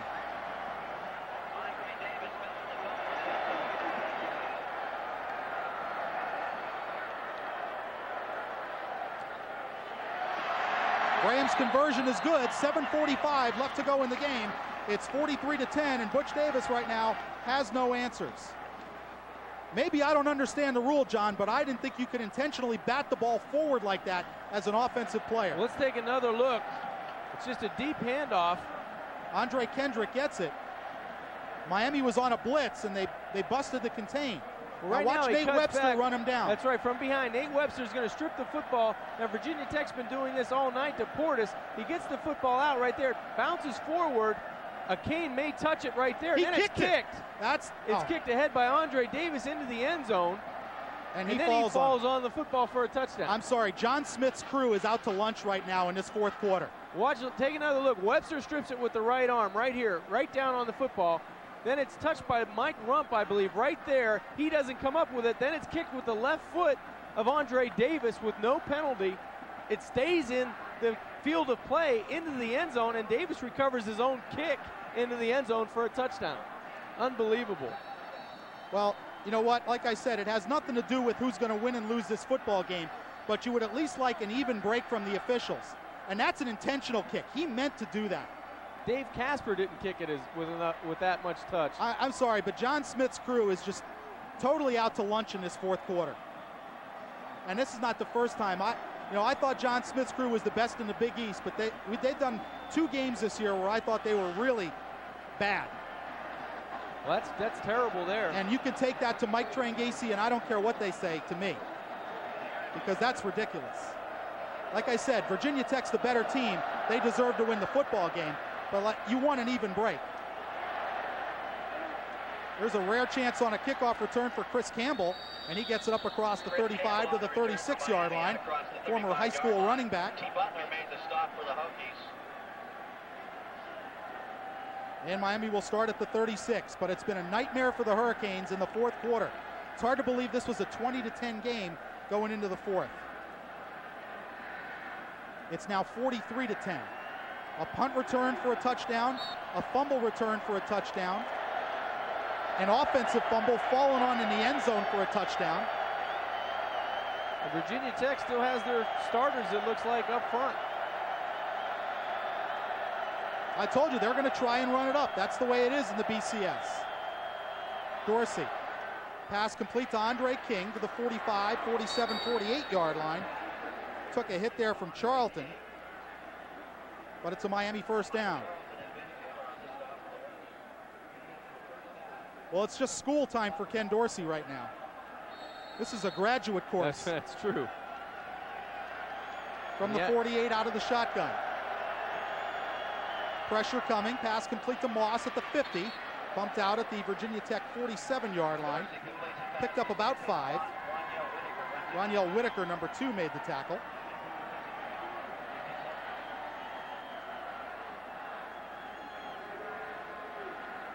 And again, I'll reiterate this. Virginia Tech is the better football team. But boy, they have gotten some bounces tonight in this 4th quarter. They've gotten some breaks, they've gotten some bounces, but they've taken advantage of the turnovers that Miami has given to them. They've really converted that into over 20 points tonight. Yeah, they would have won the football game anyway, but it's just made it a lot uglier than it should be. On 2nd and 5. Moss in motion. Dorsey. Throwing it deep and overthrows everybody at the 5-yard line. Santana was looking for a flag, but that ball was uncatchable. Really, Dorsey should have run the ball for a first down. Yeah, Virginia Tech trying to bring the heat as well. They've got just about every starter in the football game. The defensive backs trying to gamble on Ken Dorsey's youth and inexperience. It's 3rd and 5 for the Canes right now, and Dorsey trying to make a play for the Canes. Well, it's been a tough situation for the freshman. Really has been. He's been under fire since he's gotten into the football game, and it's tough to come in cold off the bench. Out of the shotgun. Pressure coming. Down he goes. Sacked by Summers. Philip Summers on the safety blitz. And Miami will have to kick it away.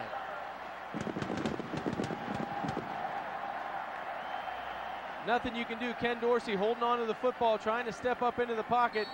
Nobody comes back to the outside. You see number 56 on the offensive line. Eric Schnupp maybe has to come outside to pick up the second DB coming in from the strong side. Didn't see him, and Ken Dorsey pays the price. So Miami will kick. Andy Crossland will boot it away.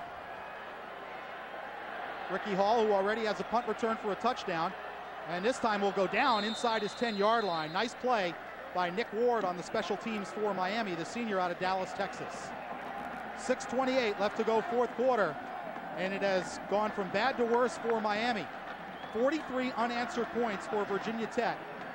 It was 10-0 Miami first quarter. At the end of one, it was 10-7. At halftime, it was 14-7. At the end of 14-10, excuse me. At the end of 3, it was 20-10. But now 23 points in this 4th quarter, and Virginia Tech has gotten every kind of bounce imaginable in this 4th quarter. Tech from the 8, and Michael Vick is still in the game.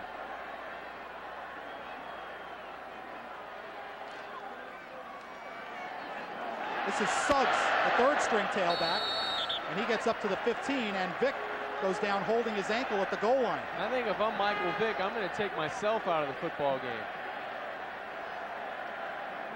And as you say that, it looks like Dave Meyer's going to trot onto the football field. Now, Michael Vick has gone out of the game twice already with a turned ankle, and now he's going to come out for good. Well, he's done his job tonight. 2nd and 3 for the Hokies.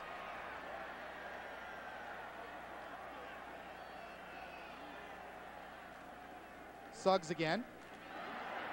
Will pick up 5 yards and a first down. Jeff Popovich there to make the tackle at the 21-yard line.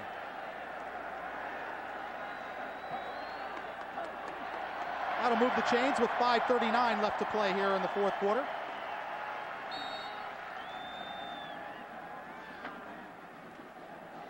This is Virginia Tech defense has just taken over the game. 6 turnovers tonight by Miami. Yeah, you put a pressure defense on the football field, and you ask Miami to turn the football over 6 times and still try to stay in it. That's too much for any team to ask. 4 of those came in the first half, where Miami had a chance to be leading the game. Suggs again squirts through and picks up nice yardage. Gained nearly 8 before Marquise Fitzgerald made the tackle.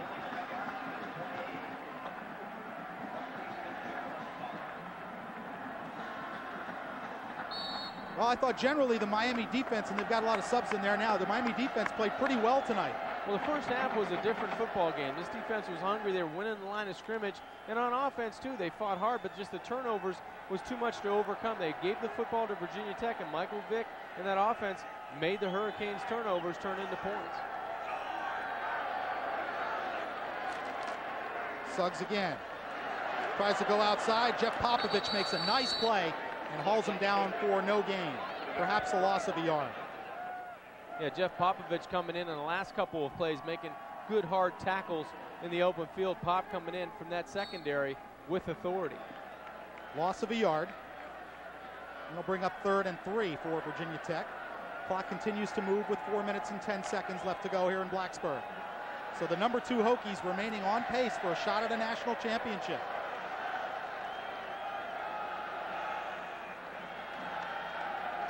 Suggs tried to move the pile. Howard Clark got him a yard shy of a first down. That'll bring up 4th for the Hokies, and they'll bring the punt team on.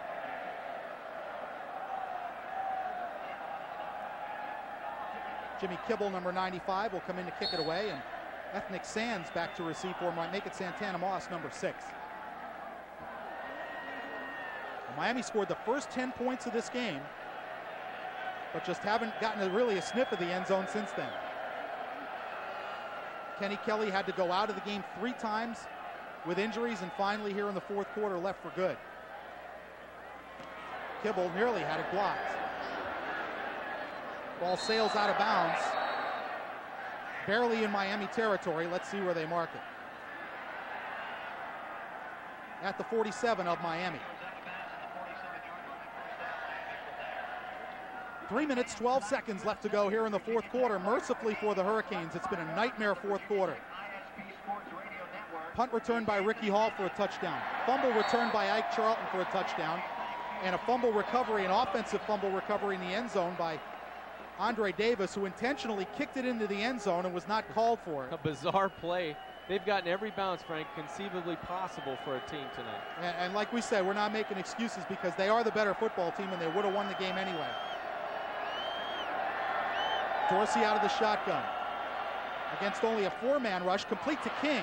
Andre, 45.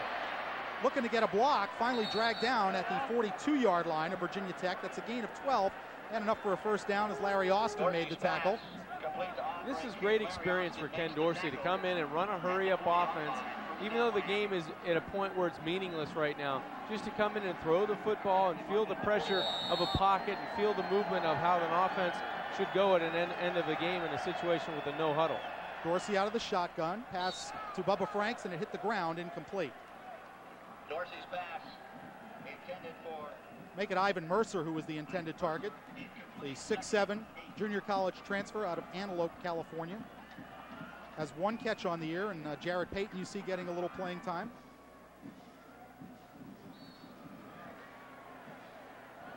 Ethnic Sands in at wide receiver along with Aaron Mosier.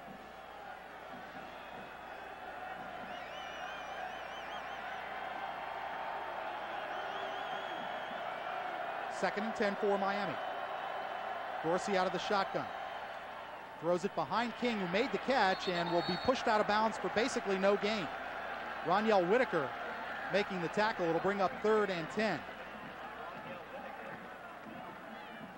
John, I just don't think the underneath stuff works very well against this Virginia Tech team.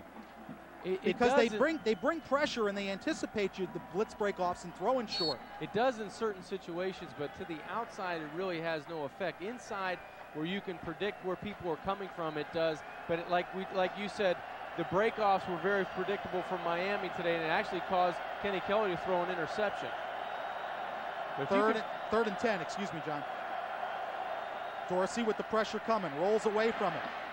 Out pattern, incomplete, overthrew Santana Moss at the 25-yard line. The crowd roars because the red cap, the guy who signals the television timeouts, made the catch. Nice catch by him, too. And we got a little scuffle going on near midfield.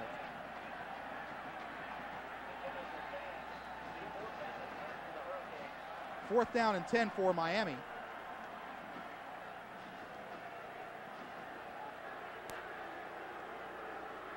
Virginia Tech, with this defense and their special teams, they have a way of making things ugly in a hurry. Let's take a look. Jared Payton picking up the blitz there. And then Robert Sampson coming in, throwing his man down, and that's where the scuffle got started. There it is right there. No need to look any further. That's a pin. Crossland's 4th down punt. Angling for the sideline. Bounces and is downed at the 6-yard line by Ken Dangerfield. As the crowd here at Lane Stadium serenades the Hurricanes. You know, John, you look at this year, Virginia Tech, in 5 home games, they have now given up 31 points. Amazing. So this indeed is the Terror Dome. And looking at the remainder schedule, they have Temple at Temple, and then they end the season right here against Boston College. Miami with Rutgers next week, then Syracuse and Temple to end the season. Meyer, the quarterback. Suggs with the football. Gets across the 10 to the 12-yard line. Howard Clark there along with James Lewis to make the tackle. And a Miami player down looks to be Adrian Wilson holding his right ankle.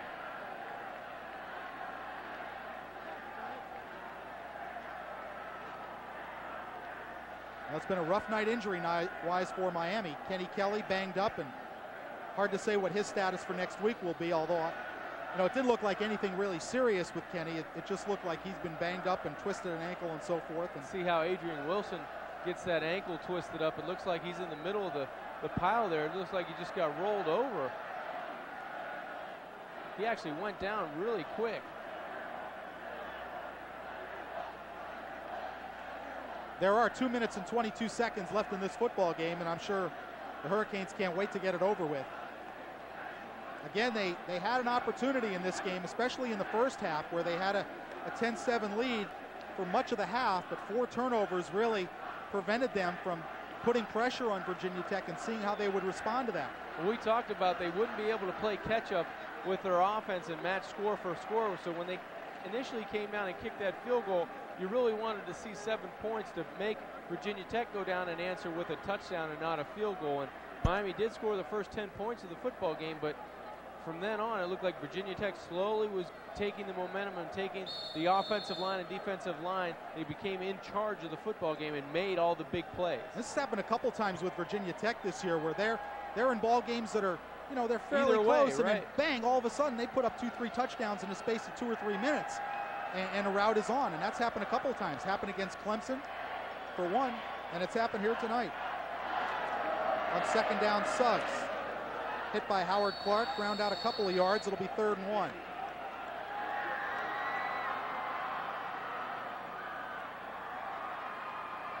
Well, thankfully for Miami, this game is coming to a close with 1:44 in counting, because it's been a disastrous second half for the Hurricanes on both sides of the football. A lot of injuries, a lot of bumps and bruises to go back to Miami, to South Florida with, and a loss that hurts even more. 3rd and a yard.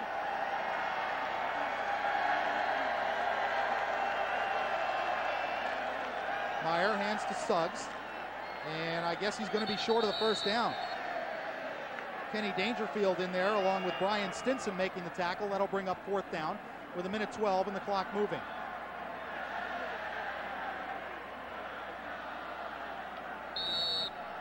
Well, there's no doubt this Virginia Tech team is legitimate, John. Yeah, they came out and proved a point today to Miami. They go 5-0 against the Hurricanes in the last 5 years. Unthinkable when you talk about the teams that Miami had and the chances that they've had against Virginia Tech, but you can't take anything away from the Hokies. They've made the plays in the last 5 years that they needed to make down the stretch, and in this game really turned the tide on Miami in the second half. And somehow the clock reset to 25, the play clock. And Miami's coaches are really irate at the officials, saying that should be a flag. The clock expired on it.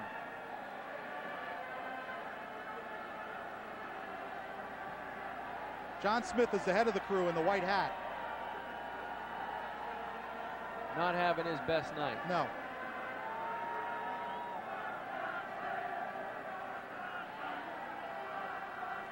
We're waiting, John. Well, I can't hear him, I know that. He's trying to reset the game clock, I believe.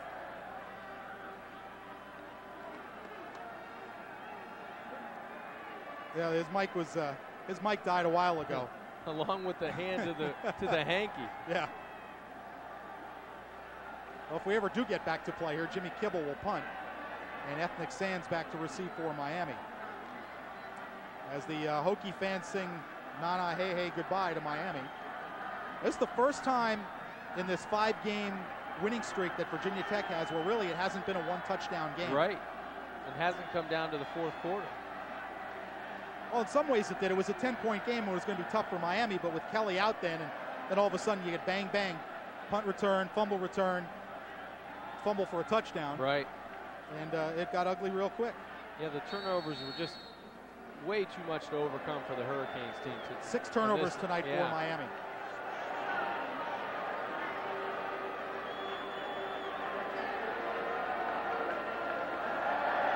Clock moving with 45 seconds, and Tech will run it down all the way towards 0 on the play clock. Here's Kibble's kick. He tries the acting job, and fortunately John Smith doesn't fall for that as Santana Moss makes the fair catch at the Miami 45-yard line. 31 seconds to go, and this one will go in the books as a Virginia Tech victory. Miami will drop to 5-4, 3-1 in the Big East. Now, if you're Miami, you're still looking at 3 games left in the conference. You can finish 6-1, finish second in the league, and go to the Gator Bowl, which isn't all that bad. Clearly, Miami and Virginia Tech were the 2 favorites in the league this year, but I think Virginia Tech's been better than most people thought they were. Yeah, I think so too, and now they have a legitimate chance to go to the national championship game in the Sugar Bowl if they can just run out the rest of the season in beating Temple and Boston College. Dorsey is the Jared Payton. Jared Payton knocked down, no gain.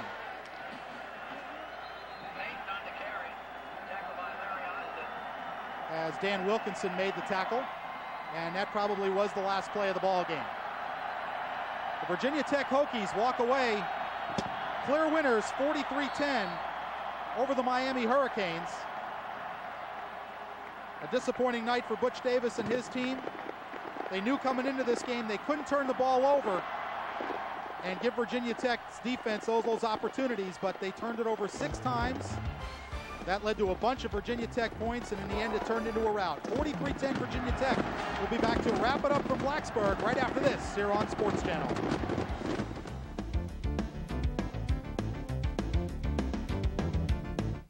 Miami Hurricanes football on Sports Channel has been brought to you in part by Office Depot. Business is crazy, but Office Depot makes sense. By Chevrolet Trucks, the most dependable, longest-lasting trucks on the road. By Heineken, brewed the same way since 1886. And by Bell South, with crystal clear wireless phone service at a great price. Back at Lane Stadium, Blacksburg, Virginia, where the Virginia Tech Hokies score 23 unanswered points in the 4th quarter and pull away to defeat the Miami Hurricanes 4-3. The Hokies now 9-0, and the Hurricanes drop to 5-4, but 3 Big East games still remaining on the schedule for Miami. John, it was just one of those games where, you know, Virginia Tech, they're on a roll, they're the better team, and Miami turned it over 6 times. When you do that against this defense and this special teams group, you really don't have a chance to win the game. You can't win a game, Frank, when you turn it over that many times, and the Hokie offense really taking advantage of the turnovers, creating it into points of their own, and as you said, they really have to look forward to the remaining 3 football games of the schedule, try to come out of the Big East 6-1, try to get to the Gator Bowl. That's their goal right now, but for Virginia Tech, they did what they had to do to come out and win this game, put themselves in a position to win the national championship, or at least get into that football game and have a chance to roll the dice and see what happens in the Sugar Bowl. Well, before the season, given the schedule, I thought Miami was a 9-3, maybe an 8-4 team, and I think that's what they're going to end up at. Thanks for joining us here at Lane Stadium. Catch more University of Miami football on Sports Channel next Saturday, November 20th at 11:30 p.m. when the Hurricanes battle the Scarlet Knights of Rutgers from the Orange Bowl. Football fans, don't miss Sports Channel's Sunday morning playbook. Kicks off at 8:30 with Dolphins Magazine, followed by the Tom Coughlin Show at 9, the Jimmy Johnson Show at 9:30. Then at 10 o'clock, an hour and a half of in-depth NFL pregame coverage on Sunday Morning NFL. That's all right here on Sports Channel. For my broadcast partner and future member of the PGA Senior Tour, John Congemi, I'm Frank Fort saying goodbye. Once again, the final score from Blacksburg, number 2 Virginia Tech 43, Miami 10. So long, everyone.